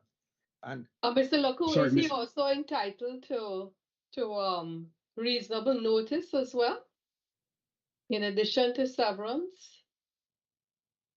Your Honor, the court awarded reasonable notice, I think 3 months. In accordance with the contract? In accordance with the terms of the contract. He would have been entitled to 1 month on the TESPA, but Section 3 provides that if any better benefits are conferred by the contract, you can get those. Your Honor, Mr. Lacour, sorry. Mr. Lacour. Sorry, Your Honor. Yeah, if I may. Yes, I'm having a slight problem similar to the one which the president is having. When you go to TESPA and you look at Section 21, 21 is where, which provides for a severance allowance. And you look at Section 2, which defines what a severance allowance is. basically it's remuneration that you're paid for the office, for the employment. That's according to section 2, the definition section. Now, section 16 modifies that somewhat because that talks about payment in lieu of notice, and that is allowed as well. If pension, quote unquote, is not categorized as remuneration, could it be paid under 21(1) as a severance allowance? I don't know if you followed the question, Mr. Luku. I can repeat it if you are not following. If you'd be so kind, Your Honor. Yes. What I am saying to you is that when I look at the act, this has been giving me a little trouble. So I'm not propounding any theory. I'm propounding a willingness to understand. 21(1) provides for a severance allowance. Am I right in believing that? Quite correct. So I would have to go to the definition section to see what a severance allowance is. So when I go to the definition section of severance allowance, I see that it really is remuneration for the employment. Am I right in reading, or is it section? Yes, the amount of money that an employee whose employment is being terminated on account of severance, which would be remuneration. Precisely. So if 21(1) is saying that you're only entitled to a severance allowance, you have to be entitled to what section 2 describes as a severance allowance, which is remuneration for the employment. Now, if you cannot bring pension within the definition of remuneration for employment, would that be included in what an employee could receive as compensation for what we would call severance? That is on the test, for Your Honor. Yes, that's quite correct. Yes, it would seem so, Your Honor. It would seem what? I'm not too certain. I'm sorry. It would seem that you cannot bring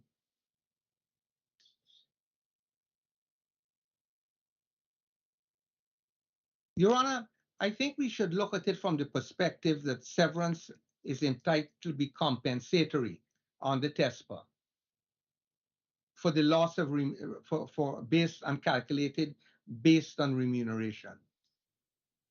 That's right. It would have to be classified as remuneration, or it is not contemplated as a severance allowance.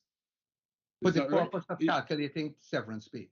Precisely. So if that is the case, and I don't have a definitive view on it, but certainly wouldn't the president be right that if you have a severance allowance, you cannot claim that and pension unless, of course, you can argue that pension falls under the definition of severance allowance. As remuneration. Precisely. Yeah, Your Honor, that's a very interesting theory which I have not addressed my mind to. But what I can say is this, that many of the cases describe pension benefits as delayed remuneration. As a matter of fact, I thought that's what you in your arguments, your written submissions, that I got the impression that that was what you were arguing. I was impressed by it. So when you tell me now that you're thinking of it for the first time, I'm surprised. I'm thinking about it in the context that Your Honor has now raised it. But Your Honor, I would say that if on the jurisprudential basis that pension is delayed remuneration for services already performed, that can well be encompassed into the calculation of severance pay. In which case, Your Honor, in which case the end result would seem to be that the severance benefit thus calculated would, in addition to the salary, include the amount which is added on to that for pension benefits. On your argument, on that argument, correct? On that basis, Your Honor. But it would mean the end result would be this, that he would get his pension benefits and his severance pay. Yes, agreed. And it would not be a case where he would lose one. Sorry, sorry, I'm agreeing with your argument. I'm not necessarily. Yeah, yes, please. And I'm most grateful to Your Honor, sir. I'm just checking my timeline, Your Honor. You have about 15 minutes. 15 minutes, thank you, Your Honor.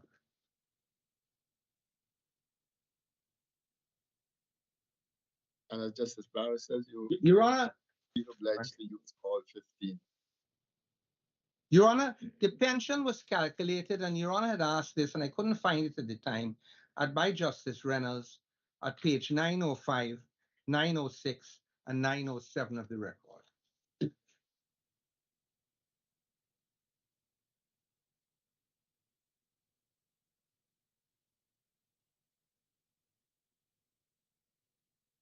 Yes.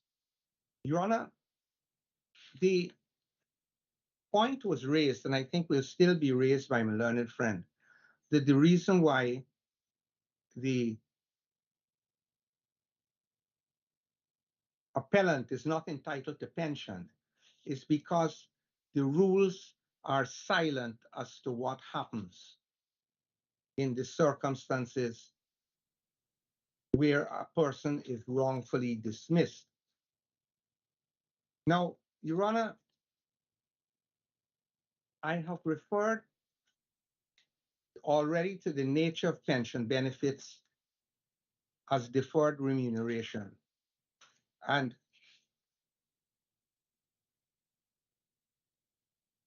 Your Honor, I also wish to refer to 3 cases which approach the interpretation of pension schemes. The first, Your Honor, is Stevens against Bell, the British Airways pension scheme. And Your Honor, I have set out the entire decision at page 1131. And I just want to briefly rely on what Lady Justice Arden said at paragraph 26 of the decision. There are no special rules of construction, but pension schemes have certain characteristics which tend to differentiate them from other analogous instruments. I mentioned some of these characteristics in the following paragraphs. First, members of the scheme are not volunteers.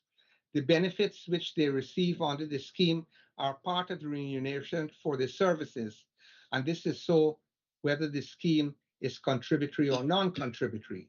This means they're in a different position in some respects from beneficiaries under private trust. Moreover, the relationship of members to the employee must be seen as running in parallel with their employment relationship.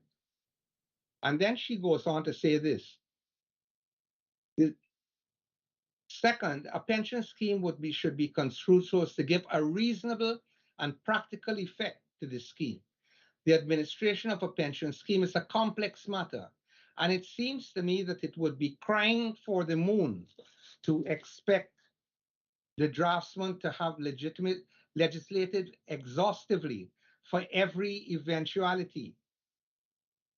And then the Lady Justice Arden goes on to address a passage from another case and goes on to say this.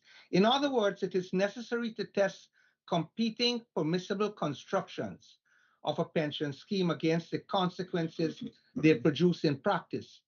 Technicalities to be avoided if the consequences are impractical or over-restrictive, or technical in practice. That is an indication that some other interpretation is necessary.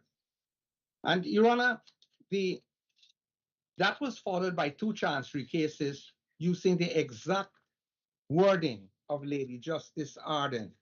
And I wish briefly to refer to Imperial Group Pension versus Imperial Tobacco, which is a case which was commended in the Sandy Lane case, where Sir Nicholas Brown Wilkinson said at page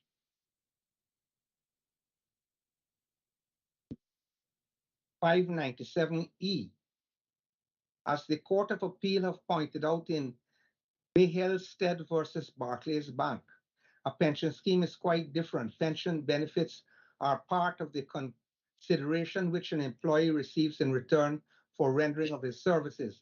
In many cases, including the present membership of a pension scheme, is a requirement of employment. In contributory schemes such as this, the employee is himself bound to pay his or her contribution. Beneficiaries of the scheme, the members, far from being volunteers, have given valuable consideration. The company employer is not conferring a bounty. In my judgment, the scheme is established against the background of such employment and falls to be interpreted against that background. And Your Honor, there is a case which is very close to the circumstances of this case, the case of Mosier versus Linden Alimak. The reference, it is a case from the Supreme Court of British Columbia, Taylor J., and I've included the report at page 1312 of our submissions, Your Honor, where in that case, similar to this, there were no specific provisions as to what happens if there was a wrongful dismissal and how pension is to be calculated in those circumstances.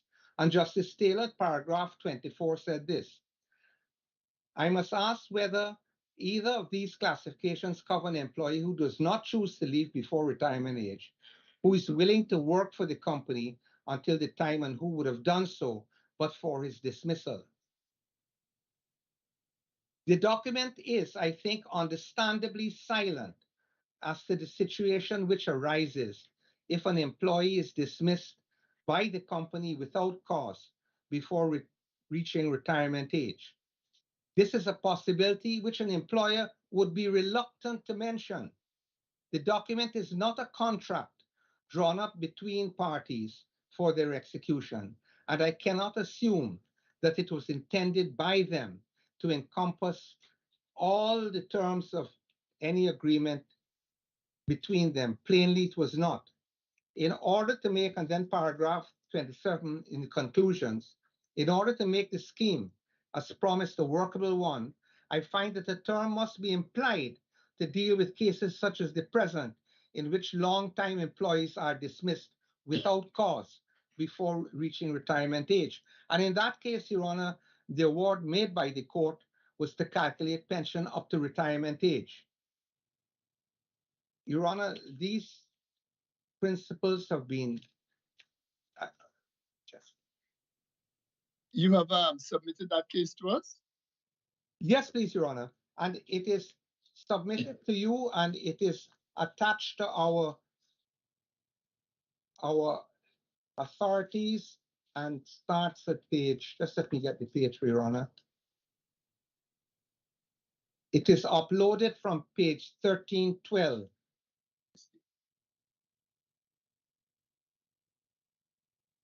Maybe before that, maybe 1311 or 1310.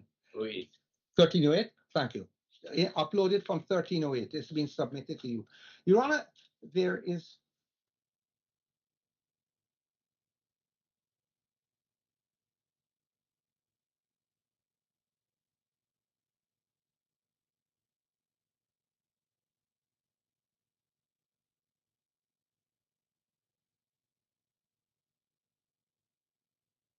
there's another case I found, Your Honor, which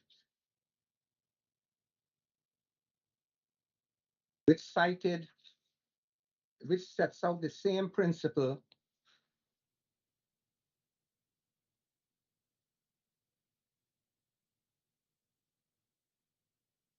Yes, I'm sorry, Your Honor. It's not amongst the cases I submitted, but if I may respectfully give you the reference, Metoy Pension Trustees Limited versus Evans. It's a Chancery Division case, 1991 Weekly Law Report, page 1587, where on the issue of interpretation, Justice Warner cited a short passage from Regil-Bainkin's settlement, a House of Lords case. The duty of the court, and I read from the decision of Warner J at page 1611D, the duty of the court by the exercise of its judicial knowledge and experience in the relevant matter, dealing, Your Honor, with the interpretation of pension funds. Innate common sense and desire to make sense of the settlors or parties' expressed intention, however obscure and ambiguous the language that may have been used, to give a reasonable meaning to that language, if it can do so without doing complete violence to it. What the court has to do here is to perform that duty in the comparatively novel and different context of pension scheme trust. So, Your Honor, the submission we wish to make is that even though there may be no specific rule dealing with wrongful dismissal, no self-respecting employer who is going to introduce a pension scheme for his employees is going to put in a clause saying, look, I may wrongfully dismiss you, and this is how you'll calculate the pension you're entitled to. The court starts out from the premise that the pensions are vested benefits, they're accrued rights, they're earnings, delayed earnings, which is being given effect to and calculated from those perspectives. Your Honor, before I close, I just want to deal very briefly with another submission we had made, that supposing Your Honors were to find that we were not entitled to any benefits under the pension scheme. The wrongful dismissal, if Your Honor so find, would be a dismissal in breach of contract, which the result and consequence of which would be that the employee has lost his pension benefits because the wrongful dismissal either A, did not permit him to work throughout his proper notice period or through his entire period of employment. And those loss of pension benefits I respectfully submit, and I'm paraphrasing my submissions now because of time restrictions, should be what the employee has lost because of his wrongful dismissal. What has he lost, Your Honors? He has lost his right to complete his employment period and to earn his full pension benefits. These issues were discussed in the cases which we have put before you, in Bowl versus Bruffer Nicholson, which is uploaded on our submissions, page 1419, a Guyana case of Sheikh Mahazuddin versus Gaisuko at page 1442, a Court of Appeal case of Hopkins and Norcroft, that's the Court of Appeal of England, uploaded at page 1451, and Harris versus Robert Simpson, uploaded at page 1332. All those deal, Your Honor, with circumstances where the wrongful dismissal has caused loss of pension benefits. And all are common in their rulings that the measure of damages is what the employee would have got if he had not been wrongfully dismissed. And the employee has stated in his evidence in this case is that he would have continued working but for his wrongful dismissal. That evidence has not been challenged. Your Honors, I think I'm very close to the end of my time limit, and anything Your Honors would wish to ask, I'd be very happy to answer if I can. Yes, thank you. Thank you very much, Mr. Laku. Mr. Fraser, how long do you think you would be, given the little extra time that we have given you? Your Honor, I'm sorry. Just before I leave, we have a cross appeal on submissions that was not, we did not get leave pay. which was due to us. It was raised both in the Court of Appeal and there's a cross of appeal here.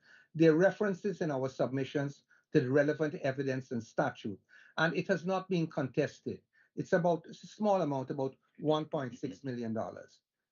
Leave with pay, which was due to us, separate from our termination at the time of dismissal. You've addressed it in your submissions, in your written submissions? Yes, the submissions fully referred to the sections and to the evidence. Yes. I just want to tell the court that we still rely on that, even though I omitted to submit on it. Yes. Thank you. Thank you for allowing me to interview. You're welcome. Yes, Mr. Fraser, I'm wondering whether we should take a 7-minute break here or whether maybe we should.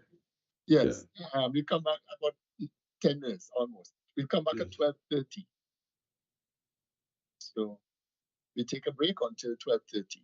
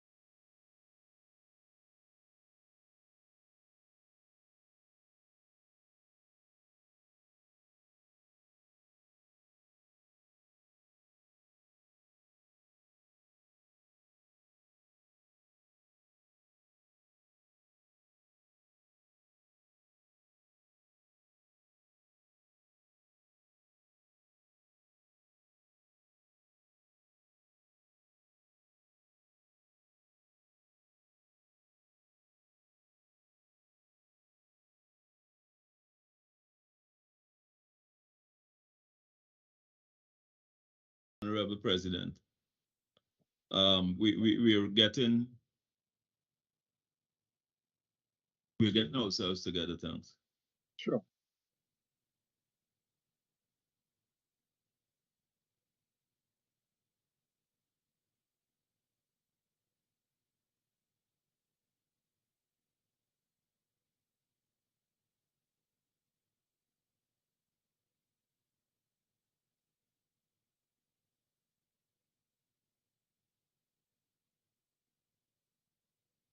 Am I on screen?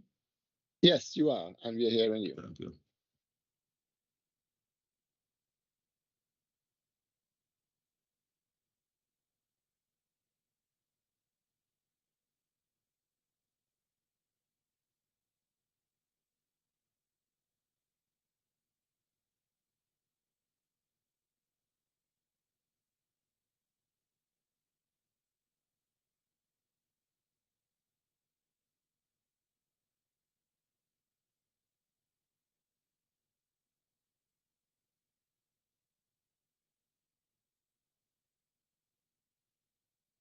You may proceed when you're ready, Mr. Fraser. Well, thank you very much. Yeah. Honorable President. I'm not seeing any members of the court. That's Oh, no, we are all here. That's why I see. We're all here, Mr. Fraser. We are seeing each other and we are seeing you. That's the most important thing, Your Honors. Your Honors, if I may, we would like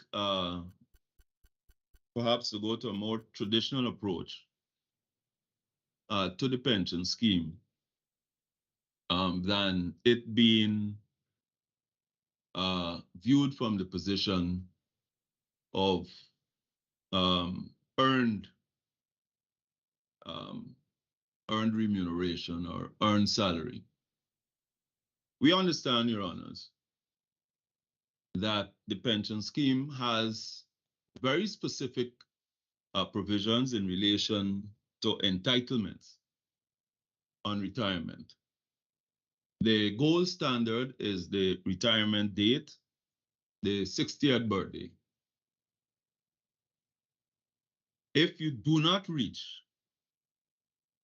the 60th birthday, it is respectfully submitted, of course, that you do not get that gold standard. Respectfully, Your Honor, bearing in mind the authorities in relation to contracts which are terminable by notice, and this is assuming the trial judge held correctly. The only period during which you are entitled to recover damages would be the notice period. In this case, the contract would have been terminated in August, the 14th of August. So 3 months thereafter would have carried you to September. That being the case, Your Honors, there is simply no provision under which the appellant would have been entitled to pension. When he filed his statement of claim... Just a minute.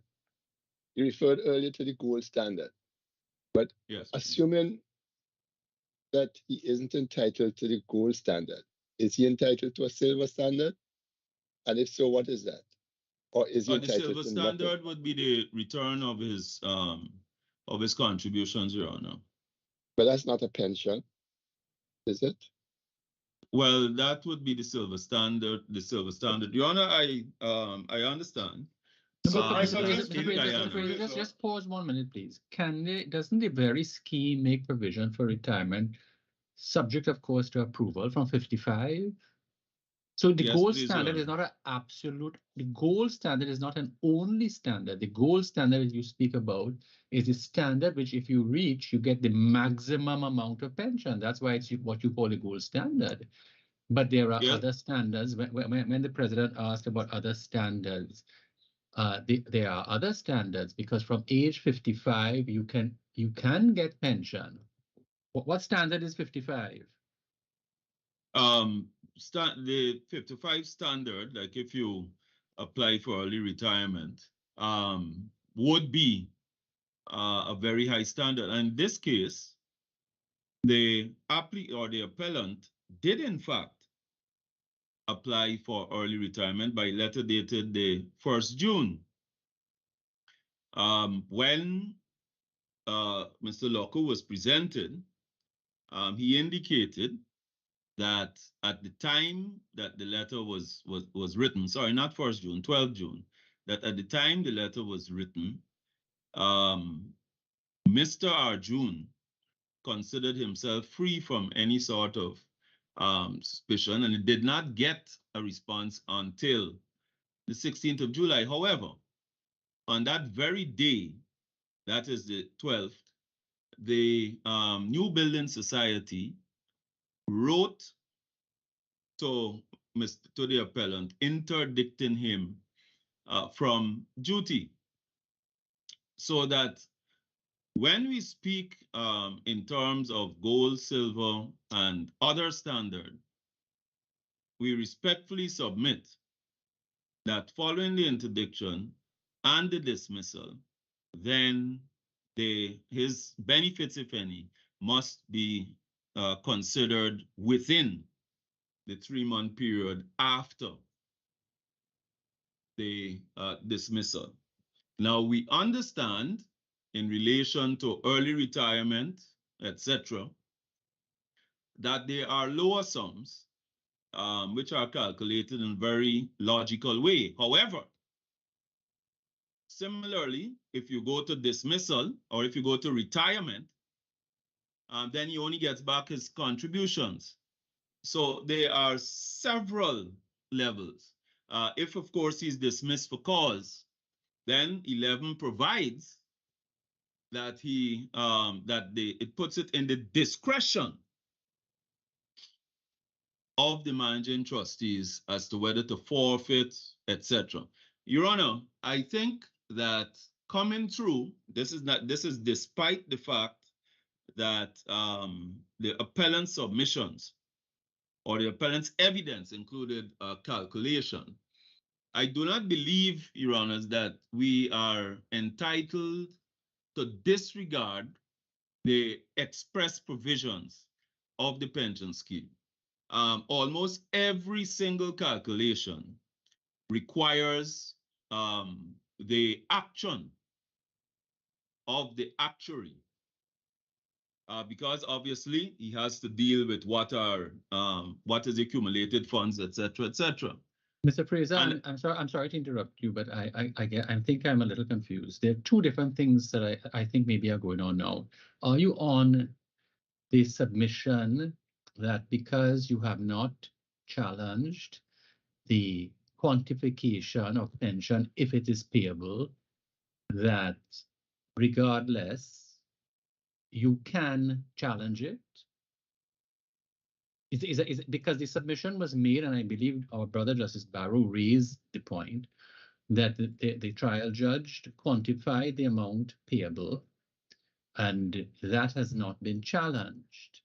Yes, please, Your Honor. All right. So this is an adversarial system, and a sum was proffered, calculated by the judge, set out by the judge, and awarded. And you have not challenged it. So is it that you're saying, despite the fact that you have not challenged that in our system, that you can, in effect, challenge it here? Well, Your Honor, if I may put it this way,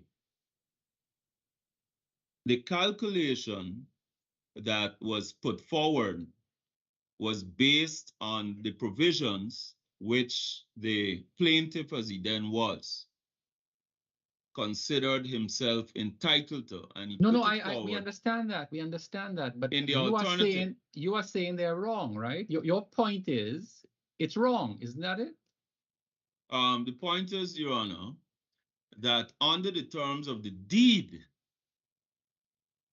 which is not a question of fact, because the trial judge never even considered the deed. So, Mr. Fraser, please try and, if you would, stay with what I'm asking you. Everything you're saying suggests that you want to challenge the decision of the trial judge. The trial judge was wrong because the trial judge didn't reference the deed. Mr. Arjoon's calculations are wrong because it is his, whatever it is.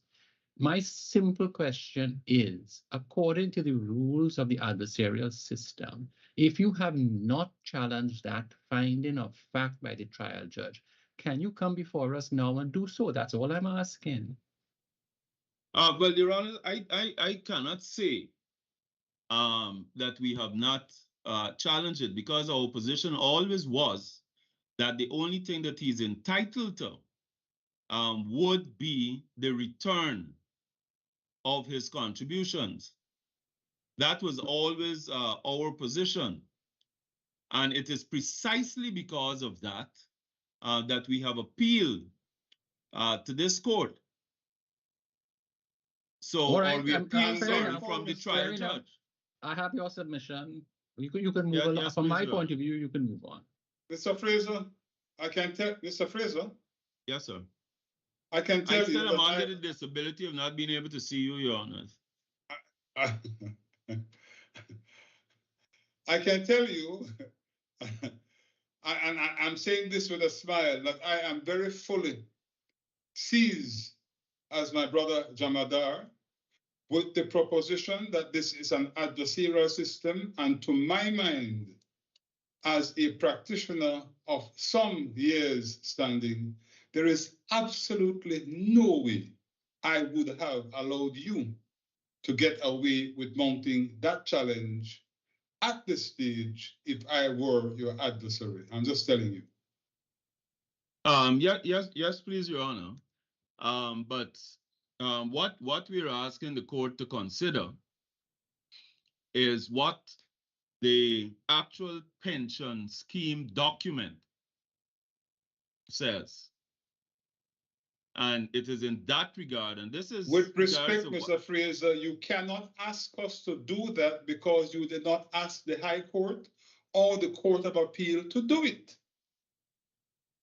With respect, Your Honor, that was a very central part of the submissions before the Court of Appeal. Not the calculation, Mr. Fraser, not the calculation. But the objection was that they are not entitled, or the appellant is not entitled to pension. He's only entitled to the return of his contributions. Let me interrupt you one more time to say, Mr. Fraser, that I will do as Justice Jamadar and have nothing more to say to you on the matter. So you go right ahead. Yes, please, Your Honor. I just wanted to say that. Now, Your Honor, there are other... Before you move on then, if you say that he's entitled, Mr. Arjoon, to the return of his contributions, and I think you made a reference to Clause 11. I think at some stage we looked at Clause 11 or no, but what I think Clause 11 says is that if the employee resigns, he may be entitled to certain things. Am I right about that? And are you saying that this is a case of resignation then? No, please. I was only saying that in response to the question from the president about the gold standard and the other standards. So I was pointing out there was like a sort of a diminishing scale going down on benefits. So from the gold standard, if someone is dismissed, then they get back their contributions.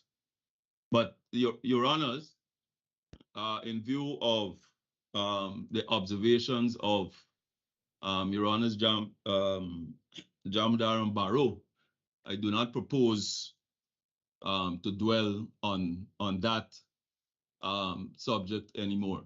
Now, Your Honors, the basic arguments that we have put forward in relation to the right to pension are set forth under the subhead, no entitlement to pension in our submissions, and those can be found at pages 1602 at paragraphs 1602 to 1607 and paragraphs 1 to 32. There's one matter which I'd like to make special mention of, and that is that the pension scheme has been terminated under Rule 15.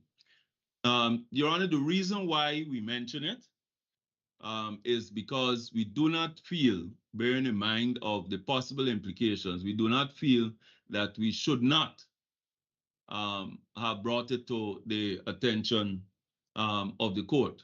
But we do not want to say anything further on it. Of course, if the court thinks that it is something that should be considered, we would certainly welcome the court's pronouncement on it, because this thing is long, way beyond its life. Was the pension scheme a party in this matter?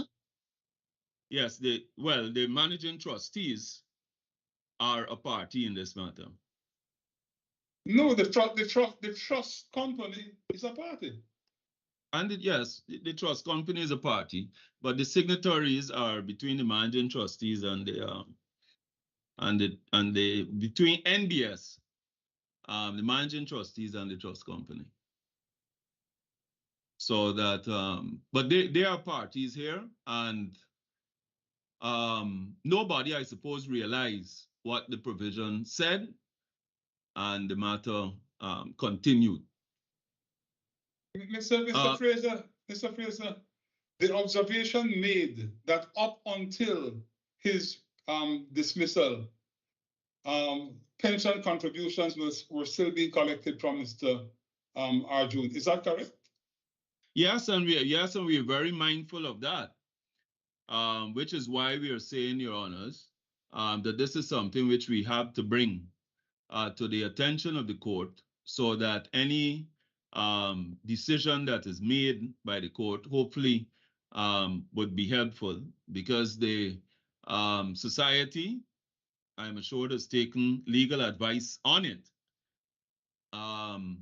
And I suppose that they're waiting on the court, if it can, to assist in the direction that it should take, bearing in mind the length of time that has passed.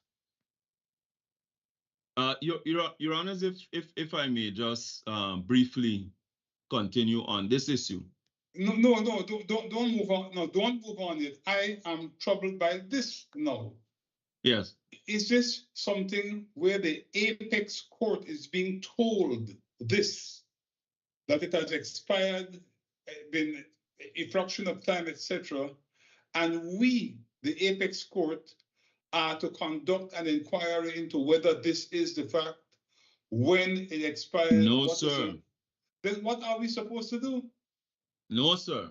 All we would like to do is to bring it to the attention of the court. That is our major. In other words, let it not be said that it was not disclosed to the court. And I'm asking you, as an officer of the court, what are you advising the court, suggesting to the court that as a court of law it should do, given this observation? Your Honor, I would never seek to advise the court or instruct the court or direct the court to do anything. It's just that as an officer of the court, I think it is my responsibility to bring this to the attention of the court. I am not sure, nor am I in a position to say how the court should deal with it, Your Honor. But Mr. Arjoon, as an individual, didn't have any contractual relationship with the trust company. It is a society that would have had that. Well, Your Honor, the trustees would have held on trust for him. I do not believe that that is a contractual relationship strictly. But at the same time, because they hold on trust for him, they would be holding on trust in accordance with the rules of the trust, whatever they may be. So that is I suppose where we would like to concentrate our submissions. That is the rules of the trust and what they provide and what they do not provide. For instance, Your Honors, if I may say, if we go to a standard that is less than the gold standard, we would see that the appellant, that is Mr. Arjoon, abandoned his claim for pension as at retirement age because, of course, he was dismissed before retirement age. He also abandoned his claim as in accordance with his... Mr. Fraser, I'm struggling with the language. Yes. You say Mr. Arjoon, he abandoned his claim because he was dismissed. He abandoned his claim to full pension rights because he was dismissed prior to 610. But how could he abandon a claim to the action of another party? Well, in relation to his claim, specifically under rules 10 and 2, 10.2 and 10.3, one of them provided for early retirement, and the other one provided for circumstances in which one was asked or an employee was asked to retire. Those are no. I'm trying to understand what you said. You said that he abandoned his claim because he was dismissed. I'm just trying to understand. I'm struggling to understand how he abandoned his claim to pension. I thought the evidence was he applied for early retirement to get his, among other things, to get his pension. Yes, so I don't understand why you construct it as he abandoned. Did he abandon his claim? What action did he take that led to his abandonment of his claim? In his statement to claim, he claimed under the provisions of the pension scheme. In his submissions before this court, his claim is that the pension is earned income, which is neither under Rule 10.2 or Rule 10.3 of the pension scheme, so that his claim here is the horse, the express provisions of the pension scheme. And it is for that reason, respectfully, you said that he should have claimed under 10.1 or 10.2.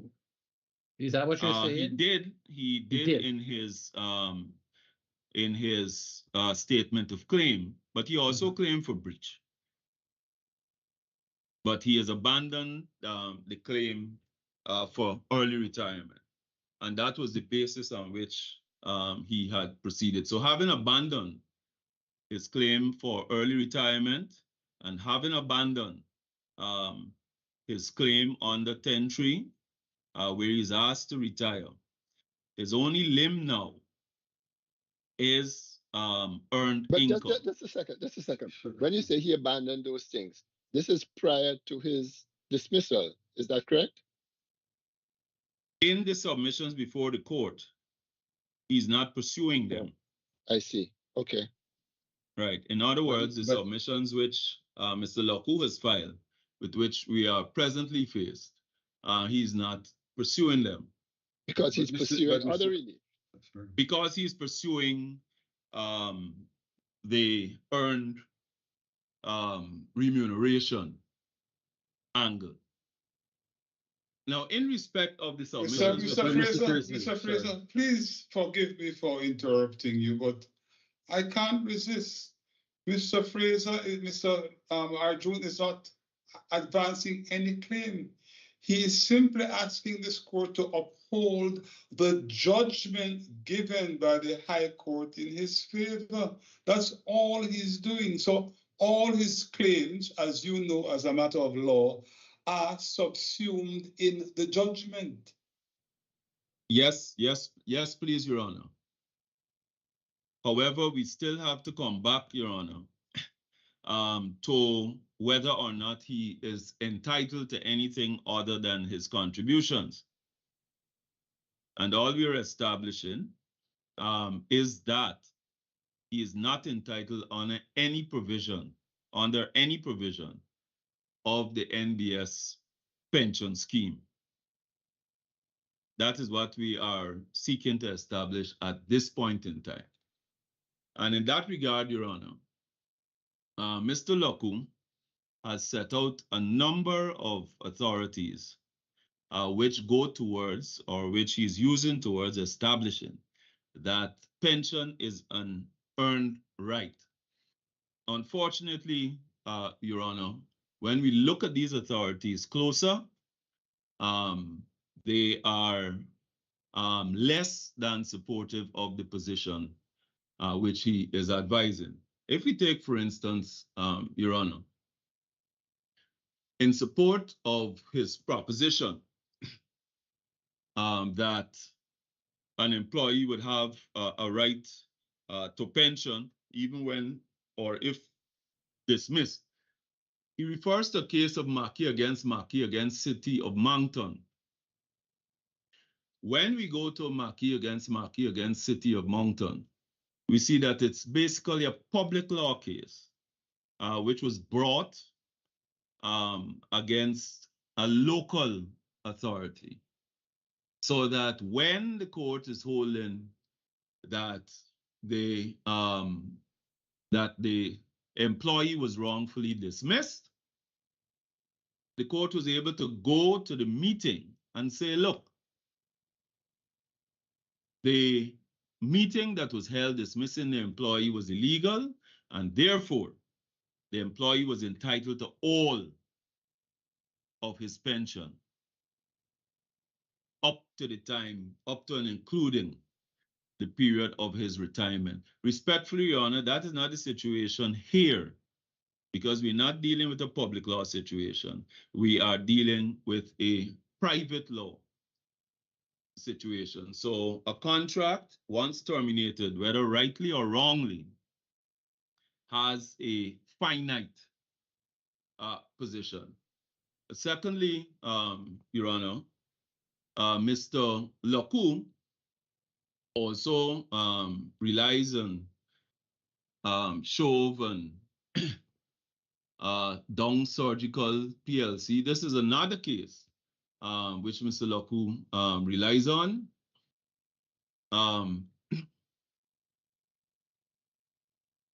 In which he seeks to distinguish our Section 21, which provides that damages for breach of contract are not recoverable, and that our Section 21 of the trust deed excludes any claim in relation to damages.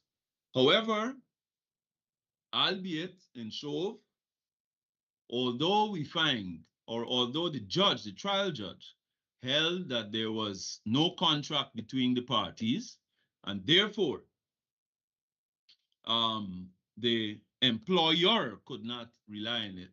On different in Guyana or under this trust deed, we find that seeing that the employer has to rely on the trust deed in order to get benefits, it must be a situation in which he takes both the good and the restrictive. And insofar as there are restrictions on the right to pension, our respectful submission is that it must be, or it ought to be, considered.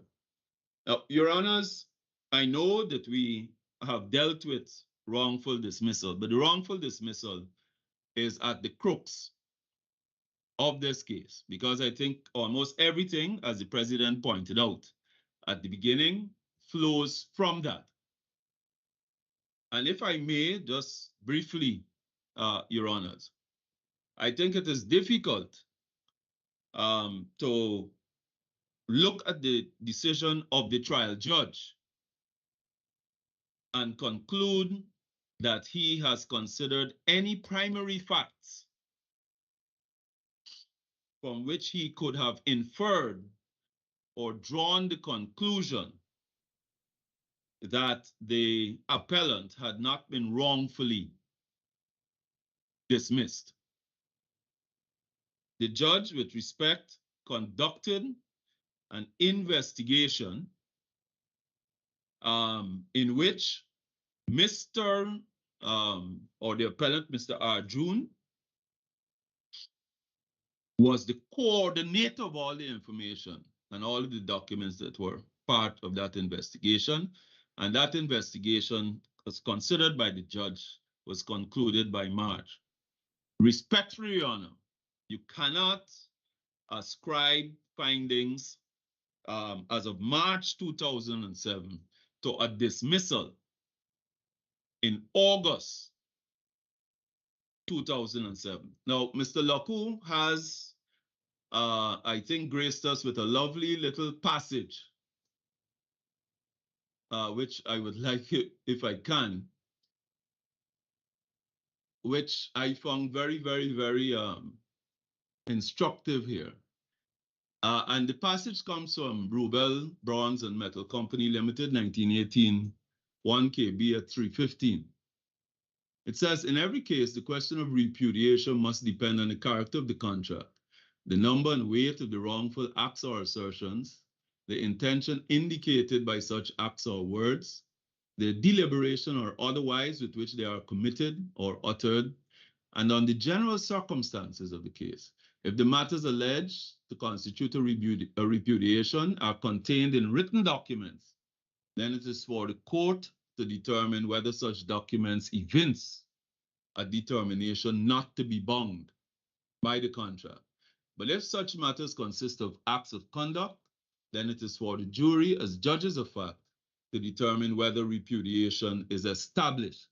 And in this regard, Your Honors, it is respectfully submitted that the court, and we're inviting the court to look at the actual documents that led to the dismissal.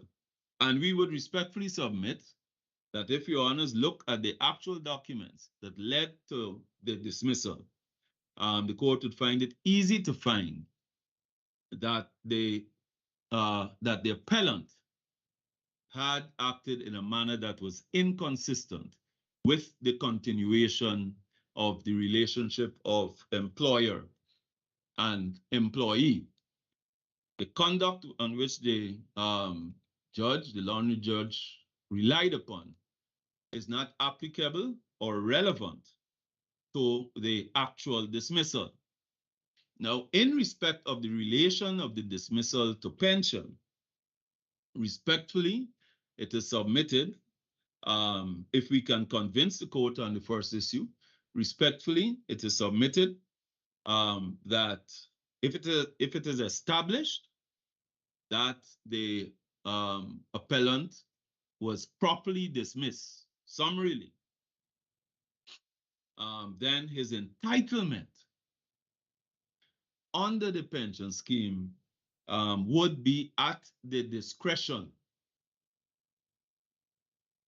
of the managing trustees. And I can only refer to Rule 11.2, which if a member is dismissed by the society for fraud, dishonesty, defecation, or serious misconduct, or voluntarily leaves the employment of the society, or resigns to forestall or avoid dismissal, the managing trustees may forfeit any benefit arising from the contributions of the society under the scheme to which he might otherwise be entitled, or may withhold from any such benefit to which he is entitled any amount owing to the fund or the society, or any shortage of funds for which he is responsible, or the amount of any defalcation, etc.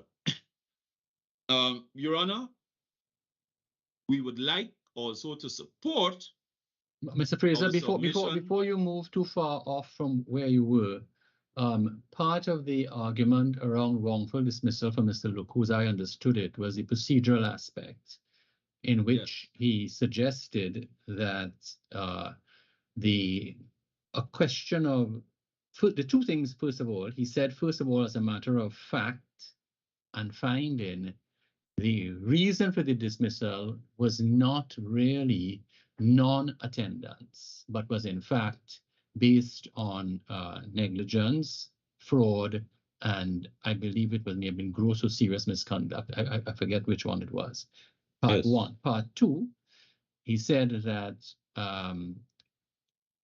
building on that, if that was correct, that therefore inextricably wrapped up in the assessment of whether the dismissal was wrongful or not had to be a consideration of the process. And therefore, if that was correct, therefore, the request for particulars, both of negligence, fraud, gross misconduct, and the relevant rules under which alleged breaches were made, those particulars were justifiable, and the failure to give them rendered any non-attendance rational, reasonable, whatever. Yes, but certainly could not support a right dismissal. I believe in your initial submissions, you distance yourself from any procedural aspects. So I would like to hear you on that, because Mr. Luku has put that front and center to why the dismissal was wrongful, in my understanding anyway. Yes, please, Your Honors. Our TESPA, our Termination of Employment and Severance Pay Act, has two regimes. One, unfair dismissal, which is very specifically provided for in sections 8 and section 19 of our Termination of Employment and Severance Pay Act. Outside of that, there's wrongful dismissal. Now, in unfair dismissal, and most of the cases, for instance, that Mr. Luku has relied on are all unfair dismissal cases. Those, in the case of unfair dismissal, a right to a hearing is almost invariably implied. However, in the case of wrongful dismissal, there is no similar right to a hearing. As a matter of fact, I think that the CCJ in the Sandy Lane case very carefully considered this issue, and they found that because in Barbados at the time of the decision that was made, or the decision that was handed down, that since Barbados did not have an unfair dismissal regime, the worker had to be protected in some way. Now, in that case, there were a number of things. There was a collective bargaining agreement. There was a disciplinary process. And so the court quite comfortably applied those principles and inferred the duty of trust and confidence in determining that the dismissal was wrongful. In this case, the plinth, or the foundations on which the court may rely, or respectfully, of course, can look at, is that we know we do not have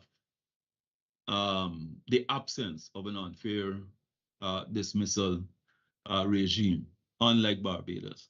We have both unfair and wrongful.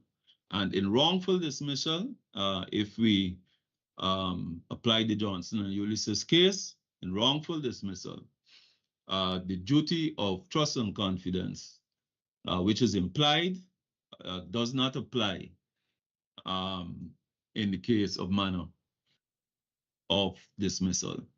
And it is for that reason we say that the arguments that Mr. Laku raises have So, every Mr. Fraser, just for my benefit. So, of course, wrongful dismissal is also gross or serious misconduct and so on.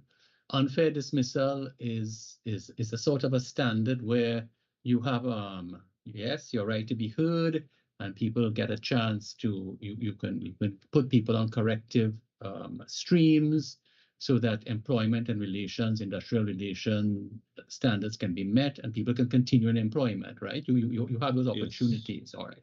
So yes. Wrongful dismissal, and I'm saying this a little bit loosely maybe, can include at least very serious allegations of, say, fraud, gross negligence, and other forms of serious misconduct.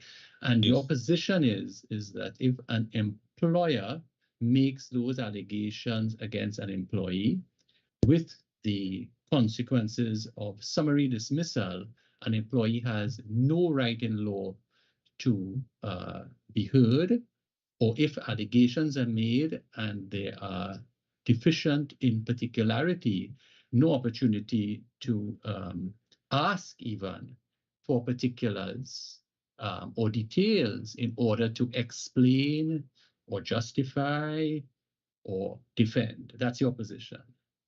As a matter of law in Guyana under the statute. That's what you say the statute says. Your Honor, I am saying that the statute recognizes wrongful dismissal, the common law position of wrongful, and the alter ego summary position, so that the representations and the submissions that we make in relation to the right to dismiss are out of the common law. So, for instance, in Brent Griffith, I think a very early case of the CCJ, again, Justice Nelson made it very clear, and that was a case for constitutional claim to rights of protection. That in cases of wrongful dismissal, the only claim that the employee had would have been a claim. So respectfully, sorry, would have been a claim. You dropped for a moment. The only claim for damages. No, I understand that. That is in terms of remedy. We're on a slightly different question. Where there is, before a decision can be made to dismiss, to terminate, is there any legal requirement for an opportunity to be heard, to receive particulars, and to give information that may assist a decision maker in before they have to determine dismissal? Let me ask you the question maybe in a slightly different way. We're dealing with your statute. Let me ask you the question in a slightly different way. The legislation does not say that that is not so. Would you agree with that? The legislation doesn't have a provision that says you have no right to be heard. Do you agree with me? That's correct, Your Honor. Okay.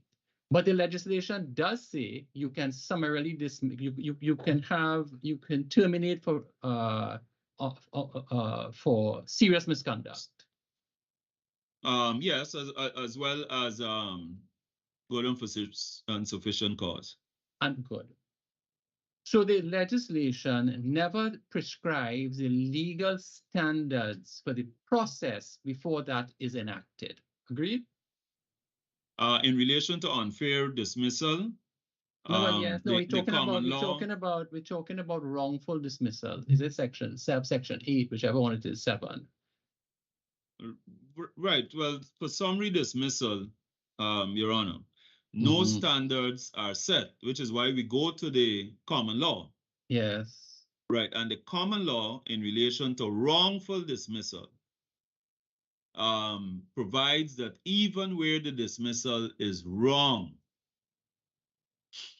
the only recourse of the worker or the employee who is dismissed is for damages. Now, if, for instance, Your Honor, there is a disciplinary procedure, which would be being conducted under Section 18 of our Termination of Employment and Severance Pay Act, then different.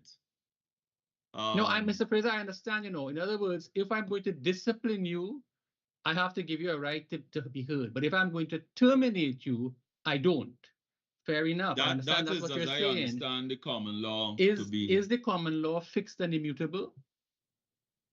Your Honor, it is the apex courts.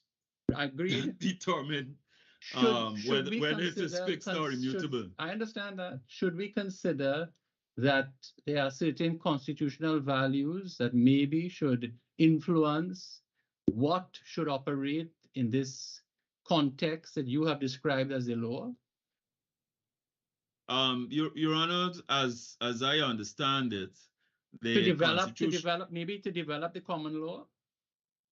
Your Honor, as I understand it, the constitutional rights, etc., are really for protection of the people against the state.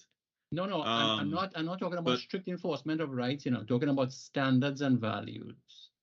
In other words, if we have to interpret this, and you say the common law provides no such right, you agree the common law is not fixed and immutable. You say it's for us to develop the common law, but we all agree that the common law can be developed. Should the common law, if for discipline you have a right to be heard as a worker, for termination, should you also have a right? Yes, but Your Honor, the right to discipline is provided by statute, and they have specifically provided how the disciplinary procedure is to go. And in relation to that, the implied term, well, it's not really implied, but the implied term of trust and confidence applies to discipline. But the common law, as I understand it, and this is, I suppose, for the continued development of business and commerce, the common law has always recognized the right that in cases of wrongful dismissal, there are certain limitations, but they have also recognized the right in cases of unfair dismissal, that there are procedures and rights of hearing and that sort of thing. And the areas which they have preserved it is like sexual discrimination, religious discrimination, and that sort of thing. And further, in our TESPA, it expressly states that proceedings under Section 18 are also to be considered in the context of unfair dismissal. But it expressly excludes dismissal simpliciter. Okay, thank you very much. Yes, Your Honor. So that I think that there is a separation, or there definitely is a bifurcation in the approach of the courts towards wrongful dismissal as opposed to unlawful dismissal. Your Honors, if I may come back to the relationship of the of our submission that the dismissal in this case was justifiable. We recognize, Your Honor, that the question as to whether or not, and we assume here that the question of entitlement to both retirement benefits and or severance benefits are on the table. I was very interested in the exchange between Honorable Justice Burgess and Mr. Locke. Respectfully, Your Honor, if I may, we would like to say that the Section 21, which is referred to, and the pivotal section, it seems that there may be a number of approaches to it. One of the suggestions was that pension or retirement income is a part or should be considered remuneration services. A very, very interesting observation or posit. However, Your Honor, when we go back to the section 21, that section specifically provides as to how retirement income is to be treated.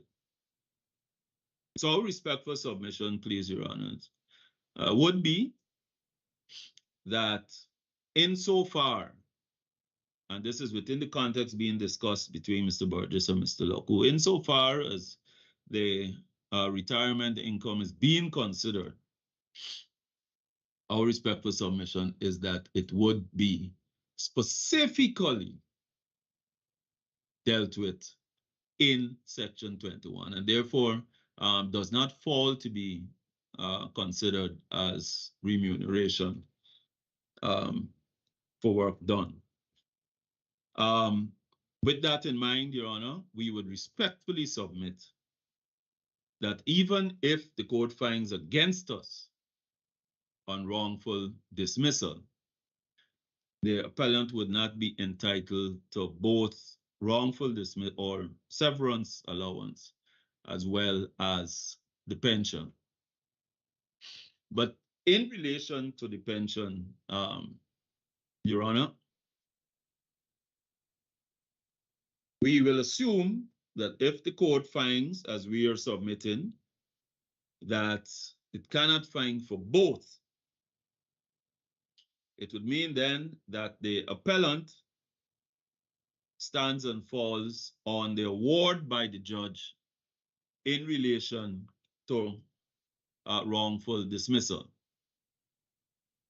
We would like to state very clearly, uncategorically, we'd like to state that Mr. Loku did mention the question just now about holiday with pay, or sorry, holiday allowances. I do not believe that anybody would have an objection to that. However, we repeat and we ask the court to consider the documentary evidence in respect of his dismissal. We recognize the distinction between the House of Fraser and the present case, but we also recognize that in the case of Danisar, again, it was a single act. And that was a case in which an employee threatened a foreman. The court held that that was sufficient to justify summary dismissal under section 731. So that in this present case, Your Honor, provided Your Honors are agreed that in cases of wrongful dismissal, or a single act can terminate, or a single act can result in termination under 7.3 or at common law as rendering him or rendering his conduct inconsistent with the continuation of the relationship of employer and employee, that the court would have therefore to curtail any other remedy or any other damages or any other compensation that would flow from it. And we ask, Your Honors, when you retire, that kindly you go and look, and I know that this may sound inappropriate, but we ask that you kindly consider the letters of termination, the letters by which Mr. Arjoon refused to participate, and we would also like to draw your attention to blight. Is it proper to say that he refused to participate, or he placed conditions on his participation? Well, Your Honor, this is why I would like to bring to your attention the case of Blythe. No. Because in that, yes, that's a case. Answer the question, if you may. Your Honor, he refused to participate, and he imposed conditions on the employer. And when he imposed the conditions on the employer, respectfully, in our written submissions, we speak to his contractual obligations under Section 7, under Section 8, and then he sent a third party to attend the meeting. Mr. Fraser, to be clear, the conditions he imposed were to get particulars of the rules and allegations, right? Those were the conditions you're talking about. Yes, please, Your Honor. Right, but yeah. he could have easily have gone with his counsel. You mean he could have turned up not knowing what the particulars are? That's what you mean? He could have, yes, but he was turning up with counsel, Your Honor. You mean he should not have turned up with counsel either? No, please, Your Honor. His counsel was going, he could have turned up, he could have joined his counsel. Right. In attendance. And can I ask you something? Mr. Fraser, at the end of the day, it boils down to whether his conduct justified dismissal. Whether, yes, as please, you say, it repudiated the arrangement. So we have all of that. I don't think we need to rehash that. We have all of that. Is there anything else that you wish to address? In that respect, Your Honor?